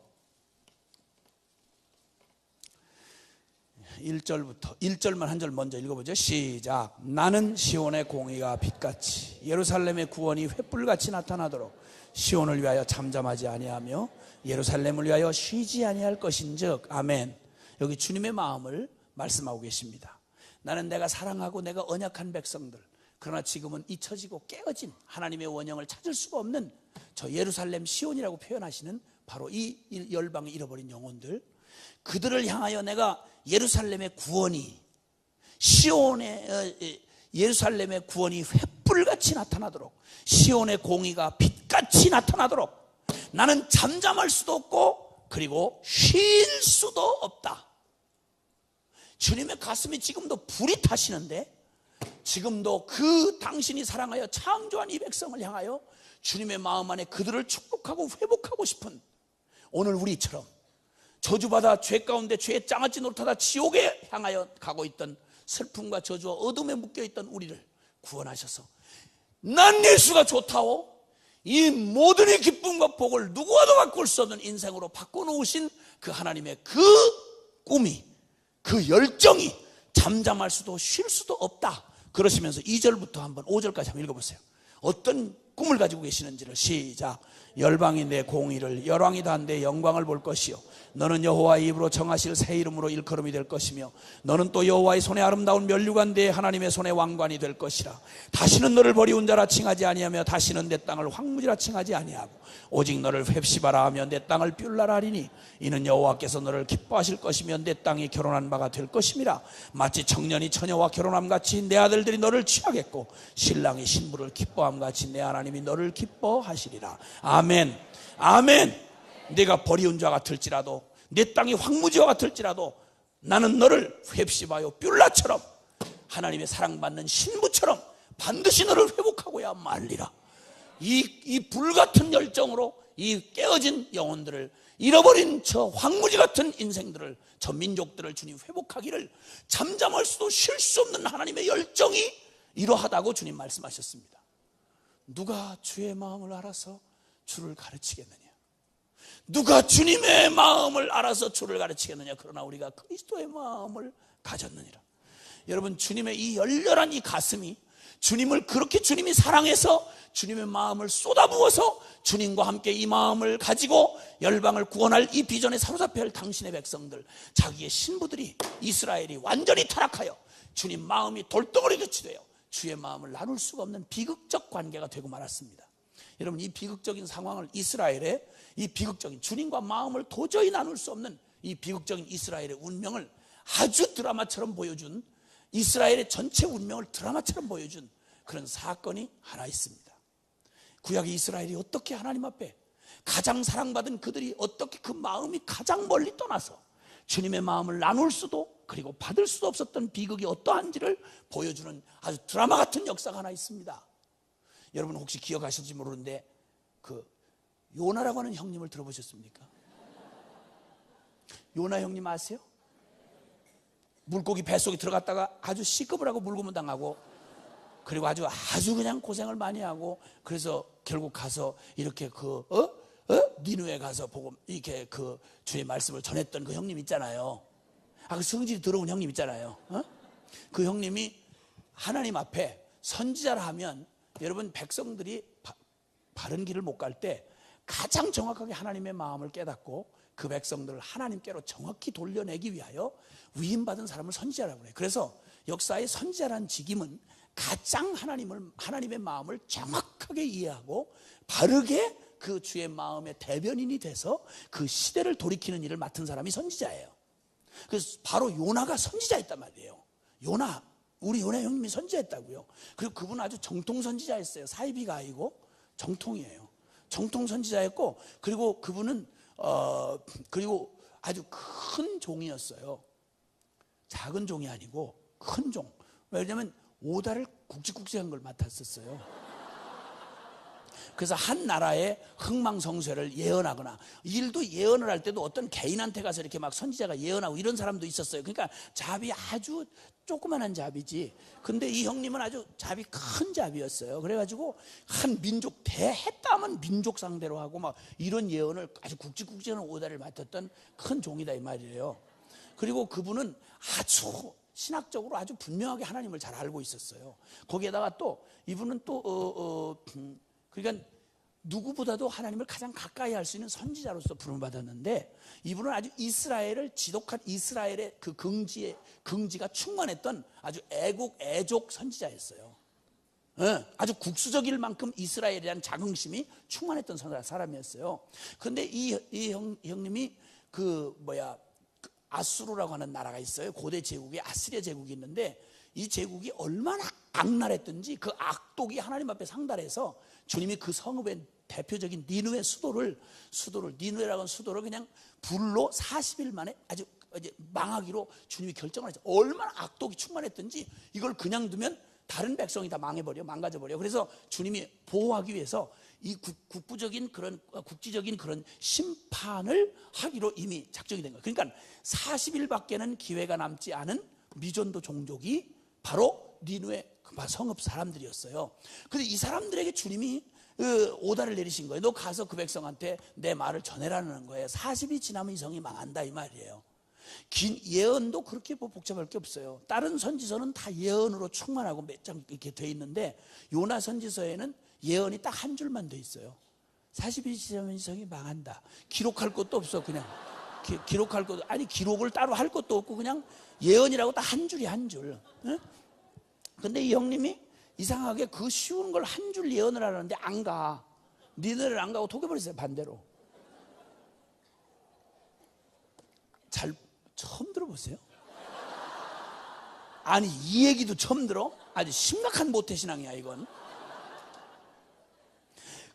토겠다니까. 니느웨로 가라는데 다시스로 갔고, 동쪽으로 가라는데 지금 이라크 전쟁이 일어났던 거기 아니에요. 그래 거기서 저 반대편 저 스페인 쪽으로 토겨버렸단 말이에요. 근데 왜 이렇게 토꼈나? 원인을 알아보는 건 그렇게 어렵지 않아요. 일단 이 요나 형님을 이해하는 데는 우리가 조금 우리 심정적으로 이분을 이해해야 그 사건을 이해할 수가 있어요. 성경에는 이렇게 남의 얘기 듣듯이 들어가지고는 감동이 안 와요. 늘 그냥 졸리기만 해요. 이렇게 보면 졸려요. 무슨 말인지. 요나가 뭐 고기 뱃속에 들어가면 들어갔지 뭐. 아우 진짜 뭐 그 얘기를 뭐. 아니 뭐 고기 뱃속에 들어갔다 나왔으면 그건 뭘 대단하다 그걸 왜 여기다 썼냐 이거야. 밥이나 많이 먹으라 해야 돼. 그 성경을 이런 식으로 읽으니까 진짜 재미가 없는 거. 아무 역사가 안 일어나요. 졸리기만 하고. 어떤 여전도 회장한테 내가 물었더니 성경이 당신의 일생에 준 최고의 축복이 뭐냐 그랬더니, 남편하고 싸워서 너무 승질나서 잠이 안 올 때 성경을 비웠더니 그냥 잠이 오더래요.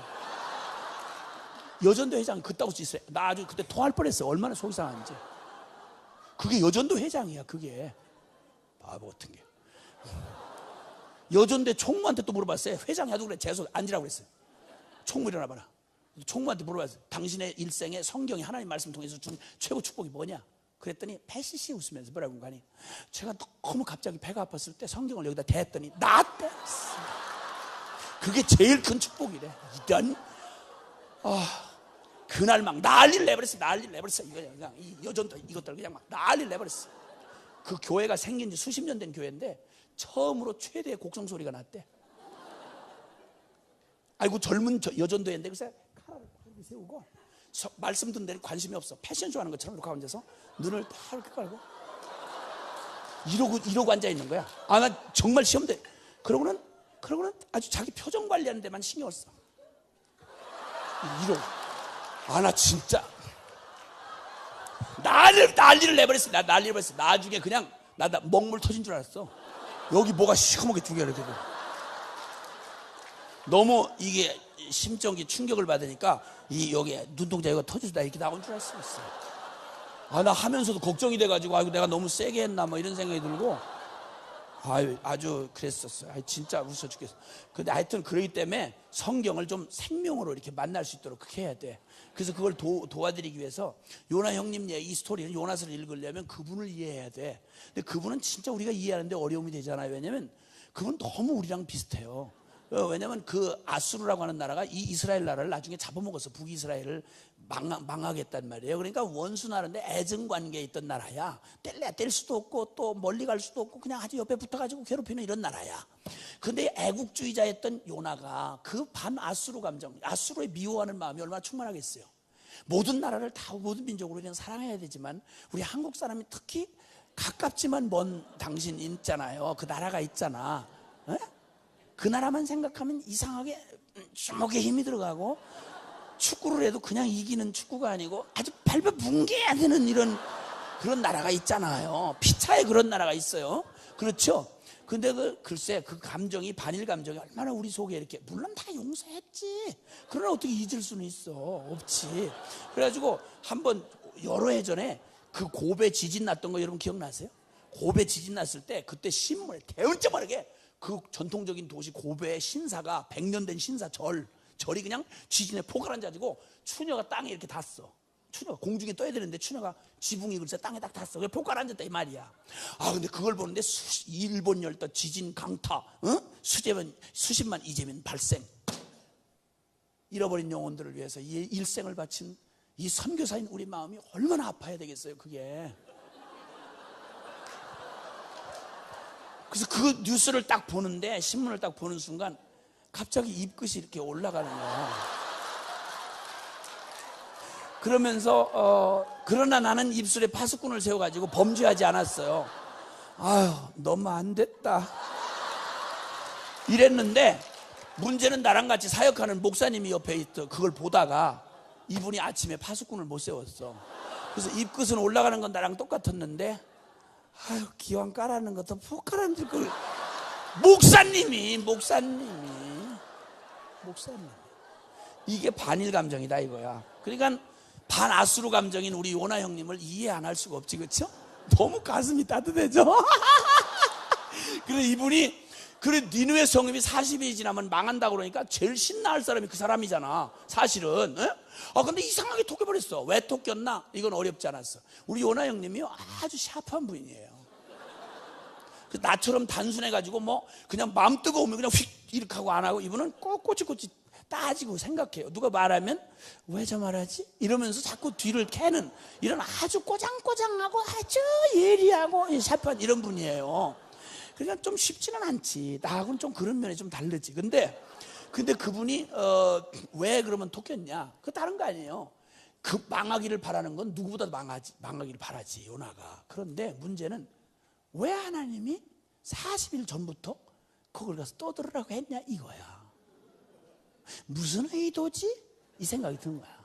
만약에 주님이 진짜 이성을 망하게 하려면 40일을 저것들이 눈치도 못 채 비밀에 딱 붙여가지고 40일 될 때까지 이빠이 죄를 짓고 자빠져 잘 때 불벼락을 내려버리면 쥐새끼 한 마리도 못 나가고 다 죽을 거 아니야. 그런데 왜 미리 40일 전부터 막 떠들게 하냐 이거야.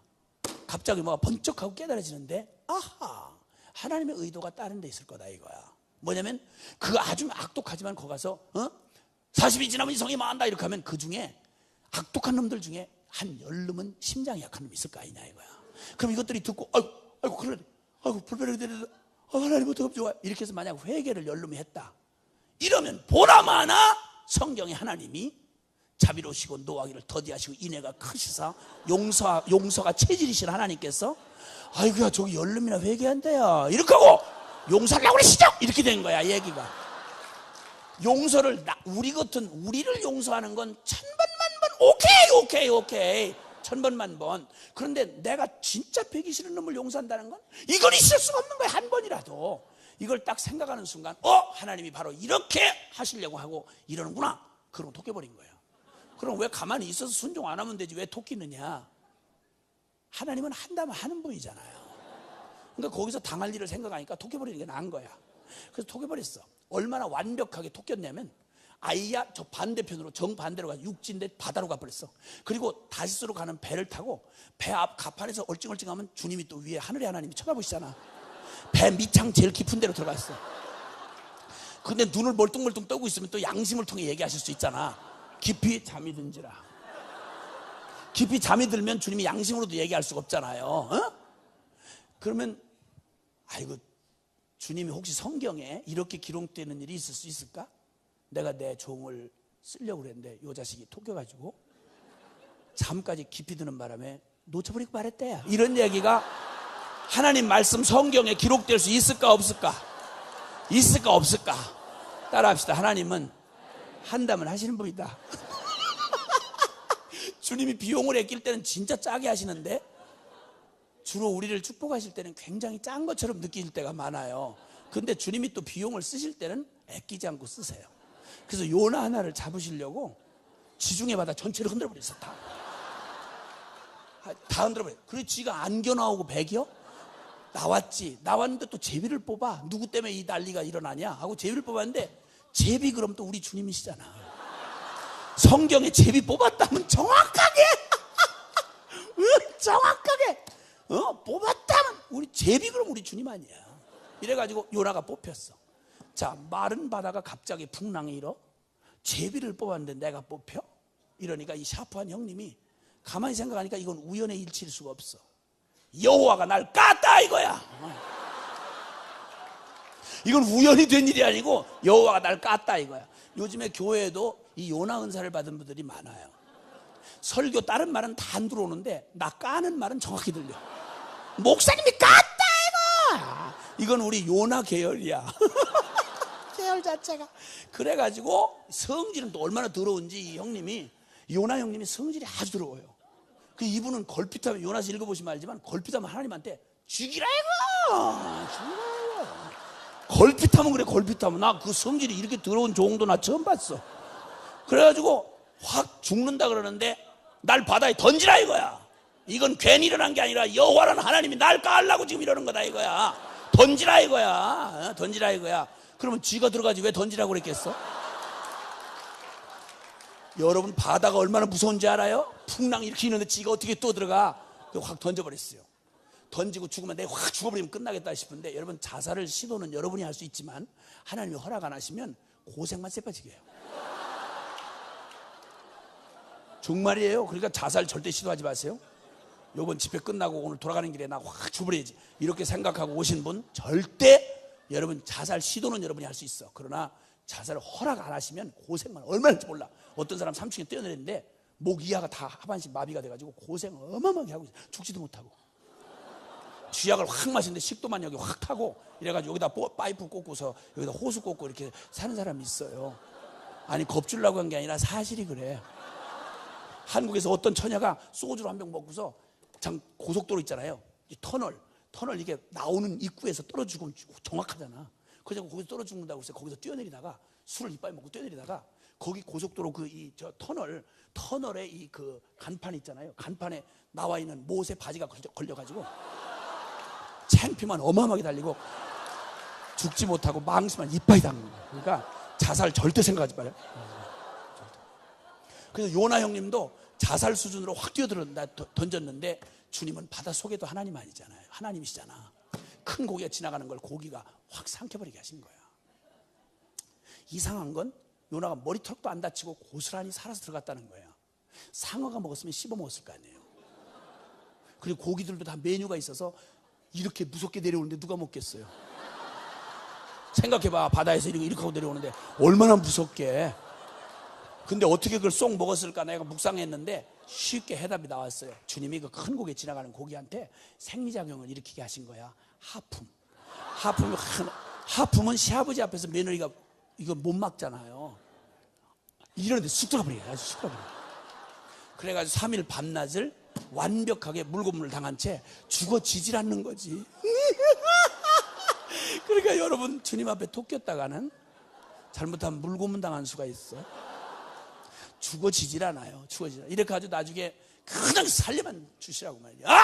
날 살려달라고 말이야. 주여, 살려달라고. 이래가지고 요나서 2장은 회개하는 장이 나오잖아요. 그 다음에 3장 거기서 욱 하고 토해놓으니까 이젠 안 갈 수가 없어. 가기 싫어도 가야 돼. 가기 싫다고 안 가려고 뻗대면 물 이런 걸 막 경기를 하고 가야 되는 거야.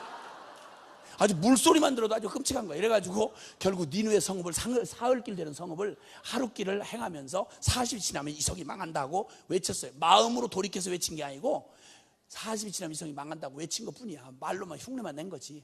근데 희한하게 자기는 절대 그러기를 원하지 않고 40이 지나면 이 성이 망한다 이렇게 말했는데, 이 자식들이 이것들이 글쎄요, 어제까지 그렇게 난리를 치고 악독한 놈들이 글쎄요, 왕부터 짐승 새끼까지 전부 다 막 회개를 하면서 베옷을 입고 막 울고 통곡을 하고 막 왜 잘 모르지만 하나님 우리를 용서해달라고 막 이러고 난리가 난 거야. 이 못된 신앙인 요나가 보다가 기겁을 한 거야. 이게 웬일이야 이거? 이거 웬일이야? 이래가지고는 간신히 그래도 혹시라도 못된 신앙 경험이 있잖아요. 이렇게 회개하고 안 못해가 뒤집어져봤자 영빨이 일주일 못 가잖아. 그러니까 이것들 다시 도름보리에서 또 벼락을 맞겠지 하고 혹시나 하고 기다리면서 저 언덕쯤에 올라가서 그 성읍을 내려다보고 있어. 얼기설기 해놓고는 이제 내려보고 있었단 말이에요. 그런데 이것들이 그냥 걸음걸이도 조용조용히 하고 욕도 안 하고 그냥 어쩌면 모태신앙이 부끄러울 정도로 그렇게 아주 진실하게 막 이렇게 그러네 이것들이. 그럼 40일이 되도록 그냥 그렇게 변화된 모습을 확실히 보여주니까 불안한 가운데 40일 밤을 지나는데 그 다음날 아침 아이나 다를까 성냥불 하나도 안 떨어졌어. 니느웨 너무나 평안하고 하나님 앞에 용서받은 그냥 그 충만한 은혜의 기쁨으로 그 악동한 성읍이 그냥 충만하고 말짱한 거야. 자기만 완전히 왕따당한 채로 우스운 꼬라지가 돼가지고 성냥불 하나도 안 내리는데 저 혼자 초라하게 거기서 남게 된 거야. 이러자 드디어 그때까지 40일 될 때까지 참고 누르고 참았던 요나가 있는 대로 분노가 폭발한 거예요. 이게 요나서 4장 얘기야. 벌써 여러분은 요나서 안 읽었는데 4장까지 갔어 지금. 그래 막 참고 누르고 참다가 하나님이 분명히 용서가 됐다, 결론 났다라는 사실이 확인되는 순간 드디어 여기다 누르고 있던 분노가 확 치밀어 오르면서 요나가 4장 1절 여기 개역성경에 본문에 보면 뭐라고 되는 거 아니? 이에 요나가 심히 싫어하고 노하여 여호와께 기도하여 가로되 이렇게 돼 있어. 근데 상황이 문장이 이렇게 평이하게 이렇게 해놓으면 우리가 현장감이 전혀 느껴지질 않아. 주님이 니느웨를 용서한 것이 결론 내린 걸 알고 이빨이 열받아가지고 주먹질을 하면서 하나님 앞에 소리를 지르고 발광을 하면서 소리를 가로되 여호와여 내가 이럴 거라고 고구에 있을 때부터 통박 딱 잡고 안 가려고 하는데 나를 억지로 불러다가 물고문 시켜가지고 비인격적으로 나를 보내더니 혹시나 하고 전했더니 역시나 이렇게 된 거 아닙니까? 오 여호와여 사랑이 너무 무궁무진하시고 인애가 크시고 자비가 하시고 노하기를 더디하시고 너무 사랑이 무궁무진하셔서 이놈 저놈 잡놈 아무 놈이나 다 용서하시고 오 여호와여 차라리 날 죽여 이러고 막 악을 쓰는 장면이 요나서 4장 1절부터 3절까지의 말씀이다 이거예요. 이런 성질이 더러운 종을 쓰시는 하나님도 난 이해가 안 되고 그래, 죽여 따로 죽일 필요도 없어. 뜨거운 땡볕이 내리쬐지 속에서 열받지 그럼 그냥 두면 일사병으로 죽게 돼 있어. 죽여 이러고 이제 쓰러져서 움막에 쓰러져 있는데 주님이 그걸 죽도록 내버려 두시지 않고 갑자기 박넝쿨 하나 예비하사 박넝쿨을 확 덮어주신 거야. 그랬더니 그 시원한 중동의 날씨가 그냥 박넝쿨이 오니까 그냥 땀이 쏙 씻고 이제 나중에 정신이 돌아왔단 말이에요. 너무 쓸쓸하고 슬프고 막 죽겠는 거야. 하나님 앞에 배신당한 것 같고 니느웨 저놈들은 나를 비웃듯이 행복하게 살고 나는 초라하게 여기 버려져 있고 에이씨 난 이거 뭐냐 이렇게 하고는 너무 슬퍼 비참한데 갑자기 자기가 못 보던 막 박넝쿨이 덮어버린 거야. 와, 너무 막 속상하고 너무 버림받는 것 같은 이런 생각에 너무 비참한 마음으로 있다가 갑자기 박넝쿨을 물끄러 쳐다보는데 갑자기 코끝이 찡하면서 하나님도 버리고 니느웨도 나를 비웃는 나 광야에 버려진 외로운 사나이 이 사나이 하나만을 위하여 아무 조건 없이 피워준 박넝쿨 가슴이 막 갑자기 따뜻해져 오기 시작한 거지. 이 본래 성질이 더러운 놈이 속살이 부드러운 경우가 많아요. 그래가지고 박넝쿨에 막 갑자기 마음이 막 확 열리면서 막 사랑이 막 쏟아지는 거야. 이 순수한 박넝쿨의 순정에 그냥 마음이 그냥 막 녹아지는 거야. 다 버림받은 광야의 외로운 사나이를 위해서 아무 조건 없이 피워준 박농쿨. 이 순정 이러고는 막 박농쿨을 확 사랑하게 된 거지. 그래서 아침에 일어나면 굿모닝 박농쿨, 밤에 잘 때는 굿나잇 박농쿨, 오마이 다링 박농쿨, 이렇게 해가지고는 하여튼 요나의 마음에 박농쿨 사랑지수가 충만해졌어. 이때 주님이 그 시간을 딱 보시고 박농쿨에 홀랑 미쳤을 때, 우리 주님이, 난 진짜 우리 주님이 천지를 지신 주님이셔. 근데 쥐새끼만도 못하는 그 피조물하고 계속 뭘 시비를 거시는 걸 보면, 나는 애기 엄마들이요, 그 멀쩡한 어른인 애기 엄마가 3살짜리하고 싸움이 붙어가지고 3살짜리 엄마는 왜 그래? 이러면은 또 그 멀쩡히 나이 처먹은 엄마가 앉아가지고 네가 자꾸 그러면 난 어떡해, 속상해 죽겠어, 이러고 이런 울고 난리치는 그 정신병 수준의 엄마만 봐도 그게 잘 이해가 안 가는데, 아니 천지를 창조하신 조물주께서 이 더러운 성질 들어온 놈을 그냥 숨을 슬쩍 걷어버리면 될 일이지, 그걸 시비를 계속 거는 주님을 난 이해할 수가 없는 거야. 여러분이 안 그랬어? 갑자기 왜 요나 얘기하다 나한테 물어? 그래 막 개기고 막 이러는데 주님이 그걸 박농쿨에 폭 빠져가지고 그날도 굿나잇 박농쿨, 그리고는 잠이 이렇게 깊이 드는데 주님께서 벌레를 한 마리 예비하사 박농쿨을 처리 작업을 시켜가지고 또 끊어버렸어. 또 끊어, 계속 처리 작업을 해가지고 또 끊어져 버렸어. 그 또 끊었는데 아침에 뜨거운 사막에 동풍을 확 불어버리시니까 이게 나뭇잎이 이게 박농쿨이 해서요 와스 부서지는 거야. 그늘 맛을 보다가 그늘이 싹 가시고 그냥 햇빛이 짱 하고 내리치니까 이게 막 못 견디겠는 거야. 그런데 갑자기 또 우리 샤프한 형님이 이게 왜 갑자기 자라날 때도 갑자기 자라나더니 갑자기 웬 벌레에 웬 동풍이 이렇게 시간을 딱 맞춰서 오냐 이거야. 여호와가 깠다 이거야. 이래가지고는 또 예의 아이나 다를까 죽이라 이거, 죽이라 이거, 왜 날 까냐 이거, 막 이러면서 난리가 났어. 나 진짜 이 형님 보면 정말 가슴이 따뜻해져. 이런 분이 선지자면 못할 사람이 어딨어. 우리 다 선지자감이야 다. 그러면 난리를 치고 막 성질을 부리고 그래. 그러니까 그때 주님이 요나야, 너 범사의 성질 체질이구나. 넌 범사의 성질이다 너. 근데 이번에는 성질 제목이 뭐냐? 박농쿨을 인함이니이다. 박농쿨 때문에 성질 부린데, 그때 주님께서 그 대답을 딱 들으시고 뭐라고 하신 거 아니? 너 이놈 요나, 네가 성질을 아무거나 부려도 되는 줄 아는 모양인데 네 놈이 성질 부릴 이유가 뭐야 임마? 너 박농쿨 네가 씨를 심었어, 거름을 주었어? 너 박농쿨하고 무슨 인연이 있어? 너 자빠지 한 거밖에 없잖아. 네 거 아니야. 박농쿨 네 거 아니야. 넌 자빠지 한 거밖에 없어 이놈아. 저절로 피었다가 저절로 진 박농쿨이야. 너한테 그늘 하나 주었다는 이걸 그렇게 아끼고 그렇게 아끼고 그것 때문에 성질을 부리는 게 너 합당하다고 너 지금 소리 질렀지? 그러면 너 이놈, 네 놈이 말한 논리, 네가 씨도 심지 아니하고 수고도 배양도 하지 않은 채로 너하고 잠깐 그늘의 인연을 맺었던 그거 하나, 유익 준 그거 하나만으로도 너 박농쿨을 아끼는 게 너무 합당하고 죽기까지 성질을 내고 아껴도 합당하다고 너 말했다면 네 놈의 논리로 너한테 묻자.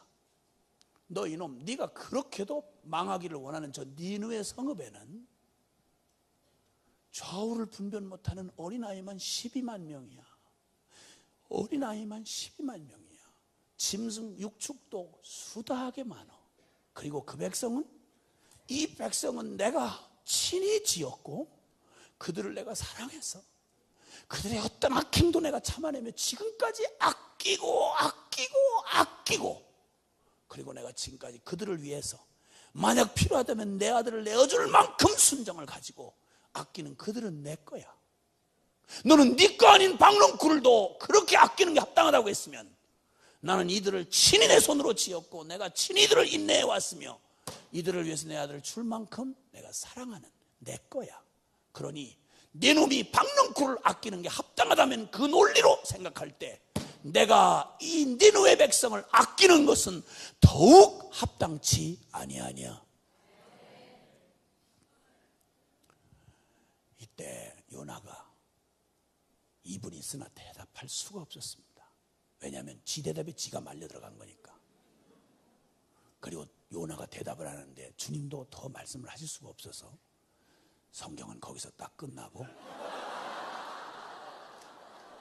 흰 여백만 남아있습니다. 성경. 내가 이 백성을 아끼는 게 어찌 합당치 아니하냐라는 주님의 여운을 남긴 채 오고 오는 모든 세대가 이 주님의 질문에 맞서야 하도록 주님은 성경을 그렇게 의도하셨습니다. 너가 그렇게 아끼는 게 합당하면 내가 이 땅에 잃어버린 영혼들 내가 직접 지었고 내가 그들을 창세전부터 내 가슴에 품고 내 아들 내 자식을 사랑하고 아끼는 게 어찌 합당치 아니하냐. 그들이 지옥으로 떨어져가는 걸 차마 내가 어찌 지켜보겠느냐. 열방에 잃어버린 영혼들을 내가 어찌 포기하겠느냐. 내가 어떻게 쉴 수 있겠느냐. 내가 어떻게 그들을 구원하는 일을 뒤로 미룰 수 있겠느냐. 내가 그들을 아끼는 게 어찌 합당치 아니하냐. 사랑하는 여러분, 주여 주여 하는 하나님에게 가장 가까이 위치적으로 있던 선지자가 하나님과의 사이가 이렇게도 천리말리 떨어져 있을 수 있다 이 말입니다. 주여 주여 하고 예배당에 나와 있으면서도 주여 주여 하며 복음을 끌어안고 내 이익을 위해서 기도도 하고 별걸 다 하면서도 주님의 마음하고는 이렇게 천리말리 떠나 있을 수도 있다 이 말입니다.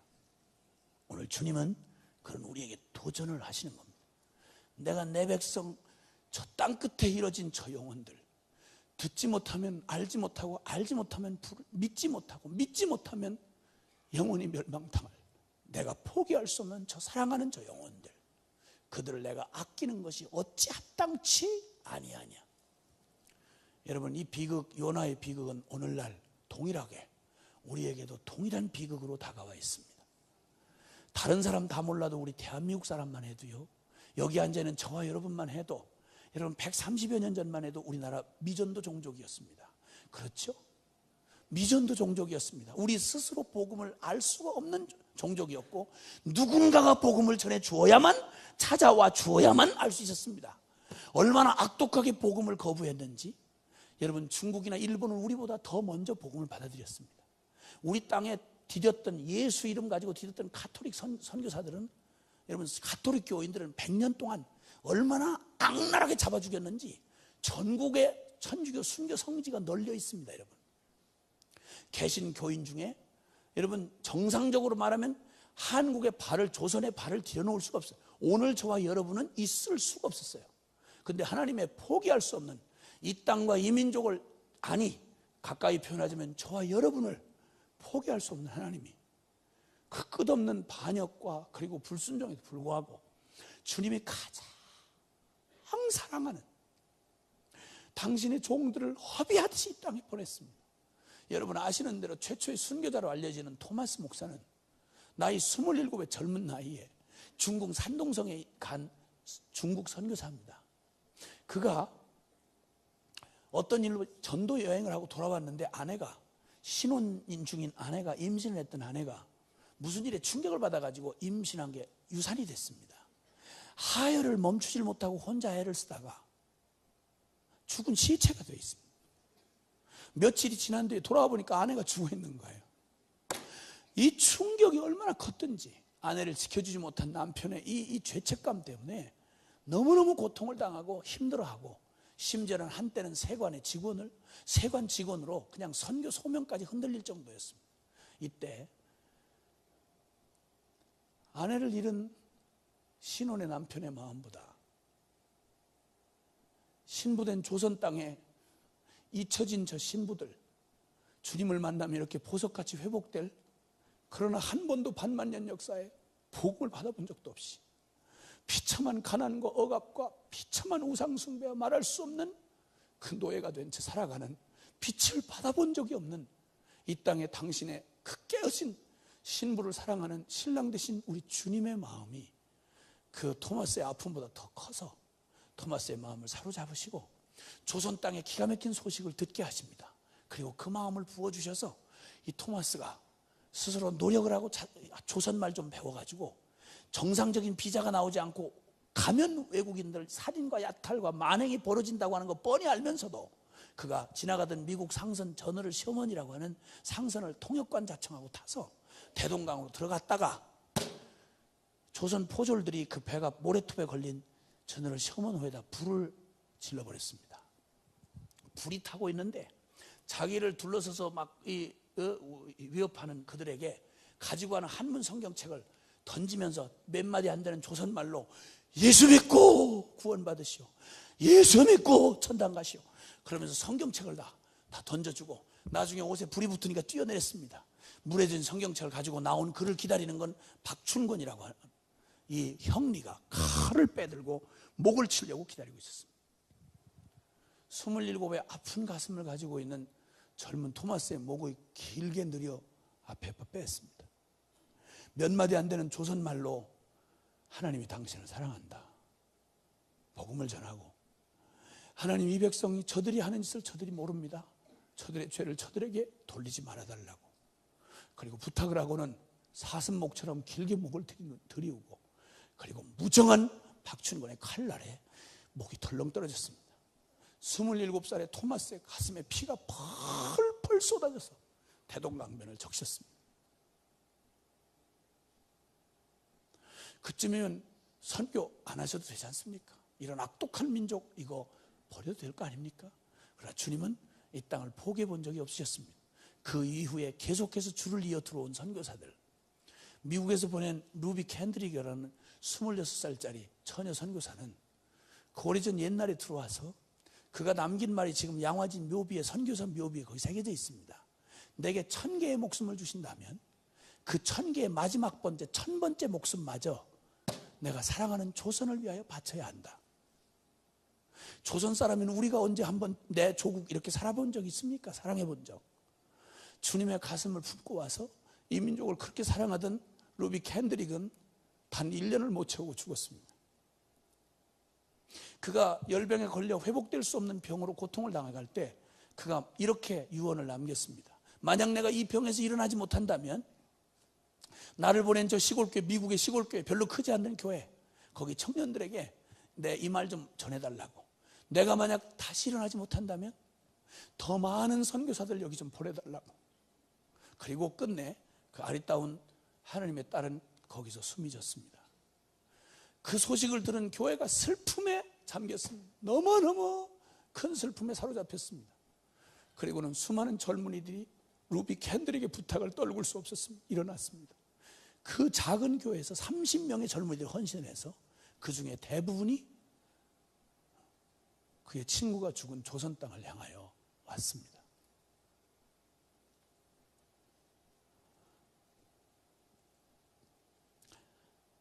(6.25) 동란이 일어난 1950년대 양화진에 가보니까 전쟁이 일어난 그때 민족도 다 피해 나가던 판에 거기를 선교사가 가족을 데리고 들어왔는데 묘비에 기록된 글을 보니까 3달짜리 아이가 그의 1950년 6.25 동란 터지던 해를 못 넘기고 죽었습니다.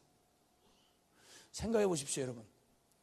3살짜리 핏덩어리를 안고 그 밤을 동동거리며 그 전쟁터 한복판에서 죽어가는 아이를 안고 절규했을 선교사 사모의 가슴을 한번 생각해 보십시오. 그 다음에 3살짜리 아이가 또 죽습니다.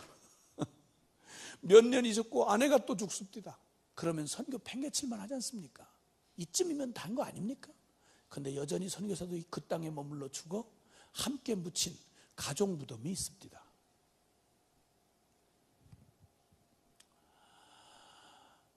쇼드 홀과 결혼했던 그 여자 선교사님 한 분이 있죠. 네. 그분은 처녀 의사였습니다. 미국에서.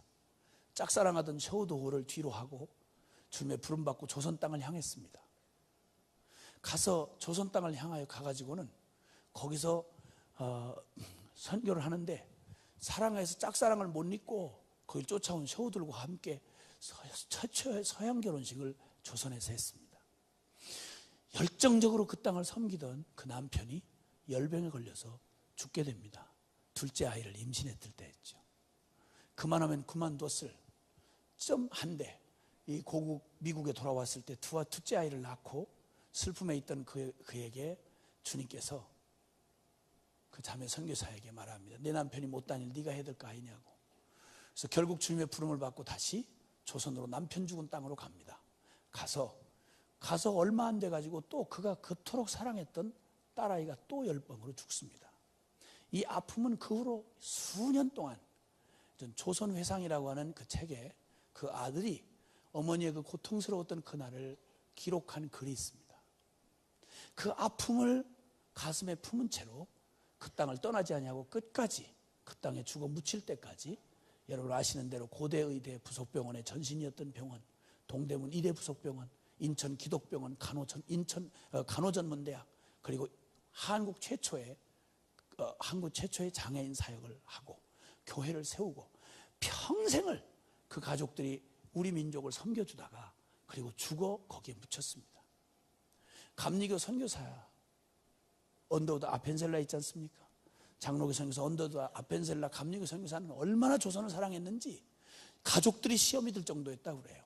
그리고 그분이 목포 앞바다를 여행하다가 풍랑에 이 배가 좌초하는데 거기 조선 소녀 하나가 물에 파도에 휩쓸렸습니다. 그가 그냥 볼 수가 없었습니다.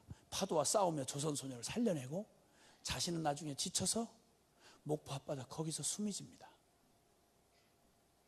지금 아펜젤라의 양화진 무덤에는 묘비만 있고 거기에 그의 시신이 없답니다. 목포 앞바다 어딘가에서 주님 오실 날을 기다리고 있는 거죠.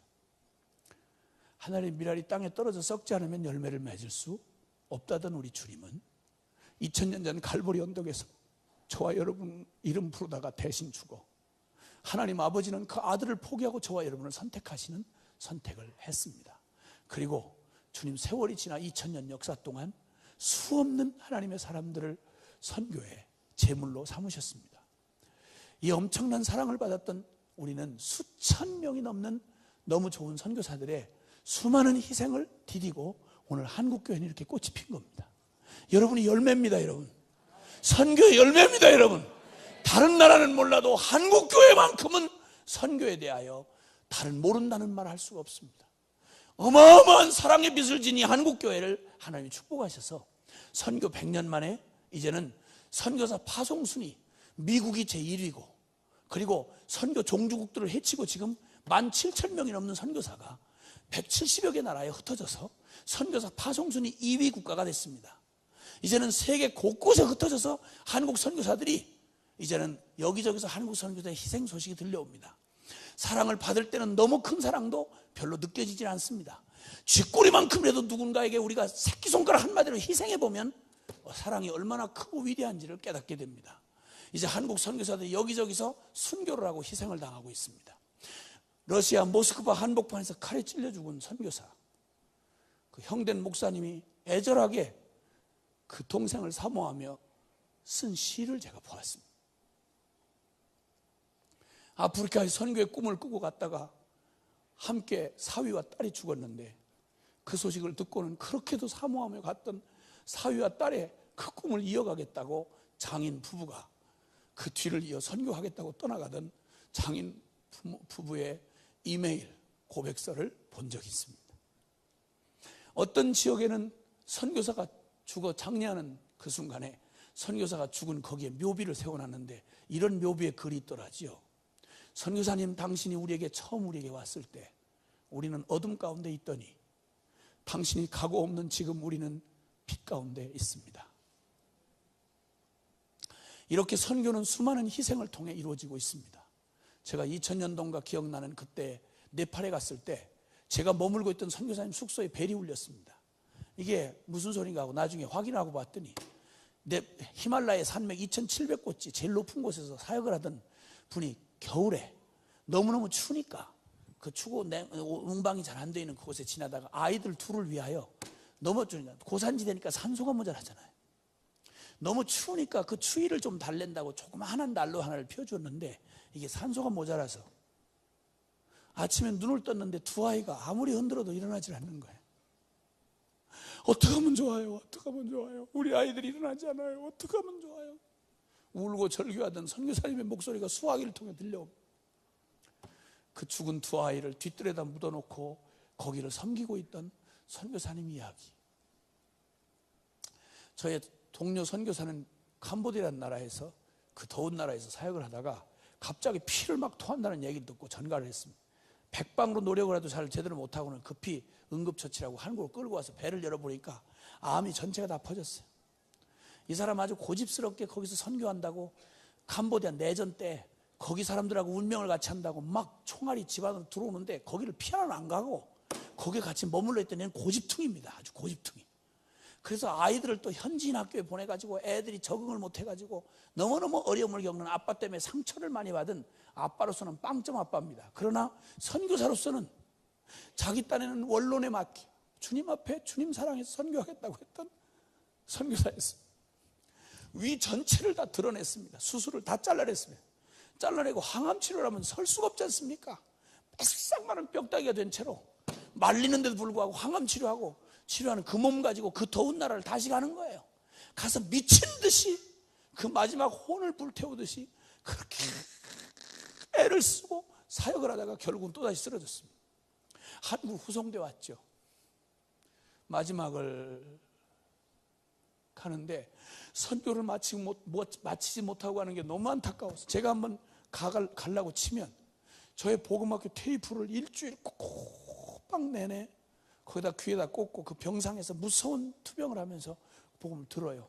가면 힘이 없어 찬송을 못하면 나도 지금 소리는 안 나오지만 나 찬송하고 있다고 손가락으로 지휘를 하면서 나 찬송하고 있다고 같이. 근데 그 아빠 때문에 상처를 많이 받았던 딸내미가 너무너무 사역을 못 마치고 하는 게 안타까워서 눈을 감지 못하는 아빠에게 이렇게 말해줬다고 그래요. 아빠 때문에 상처를 제일 많이 받은 딸이 아빠 캄보디아 선교 실패하지 않았어요. 아빠 캄보디아 선교 끝나지 않았어요. 왜냐하면 아빠 딸 제가 아빠 뒤를 이어서 제가 계속 선교할 거예요. 그리고 지금 아빠가 죽은 지 여러 해 됐는데 지금 거기 선교사가 돼서 그 자리를 지키고 있습니다. 여러분, 선교 전포하는 자가 없이 어찌 듣겠느냐고, 찾아가지 않으면 어찌 그들이 알겠냐고. 여러분, 이 선교는 마지막 복음에 대한 주님의 부탁입니다. 이 교회에 와서 너무 감격한 건 교회 예산 50% 이상이 이 어려운 과정을 겪으시면서도 선교부에 쓰여지는, 성도들이 힘을 다해서 선교에 매진한다고 하는 말씀을 듣는 건 참 감격이었습니다. 저 같은 망한 술집 아들 놈, 소망 없이 이렇게 끝날라 같은 인생, 나한테 누가 복음을 전해주지 않았더라면 내가 어떻게 예수를 알았겠어요. 자식 5 준 거 주님 앞에 선교사로 다 바쳤고, 같이 함께 주님의 이 사랑에 붙들린 우리 동료들하고 같이 내일 없이 오늘 하루하루 살며 주님 땅끝에서 주님 맞이할 날 기다리고 땅끝 행진을 계속하고 있습니다. 주님은 꼭 오셔야만 합니다. 우리는 꼭 가야만 합니다. 그리고 복음은 전파돼야만 합니다. 선교는 무슨 대가를 지불하더라도 이루어져야 합니다. 그래야 우리 사랑하는 주님 다시 오십니다. 이 땅에서 만날 마지막 만남인지 모르겠습니다. 저는 저의 맡은 몫을 다하고 땅끝에서 죽을 겁니다. 여러분, 주님 앞에 만날 때 여러분 부르심의 끝자리에서 주님 앞에 여러분 온 생애를 불꽃처럼 태우셔서 선교 완성하고 우리 떳떳하게 자랑스럽게 만났으면 좋겠습니다. 제 사랑하는 아들에게 날 고백했던 저의 고백을 들려드리고 싶습니다. 사랑하는 아들아, 우리 땅끝에서 죽어 하늘 복판에서 만나자. 사랑하는 여러분, 우리는 모두 선교적 존재입니다. 누구도 예외일 수 없습니다. 여러분은 선교라는 도구가 없었더라면, 그 순종이 없었더라면 오늘 여기에 여러분의 삶은 있을 수 없었습니다. 그리고 주님은 여러분을 선교적 존재로 부르셨습니다. 땅끝까지 나가든지 아니면 보내든지 우리는 그 이하, 선교사 이하의 영성으로 살 수는 없습니다. 우리는 나가든지 여기서 있든지 우리는 동일하게 우리의 기도를 통하여, 우리의 섬김을 통하여, 우리의 물질을 통해서, 우리의 온 생애를 통하여 우리의 가장 값진 것 주님 앞에 드리며 주님 오실 길 예비하는 주님의 심장을 가진 하나님의 사람들로 우리의 생애를 드려야 합니다. 기도합시다.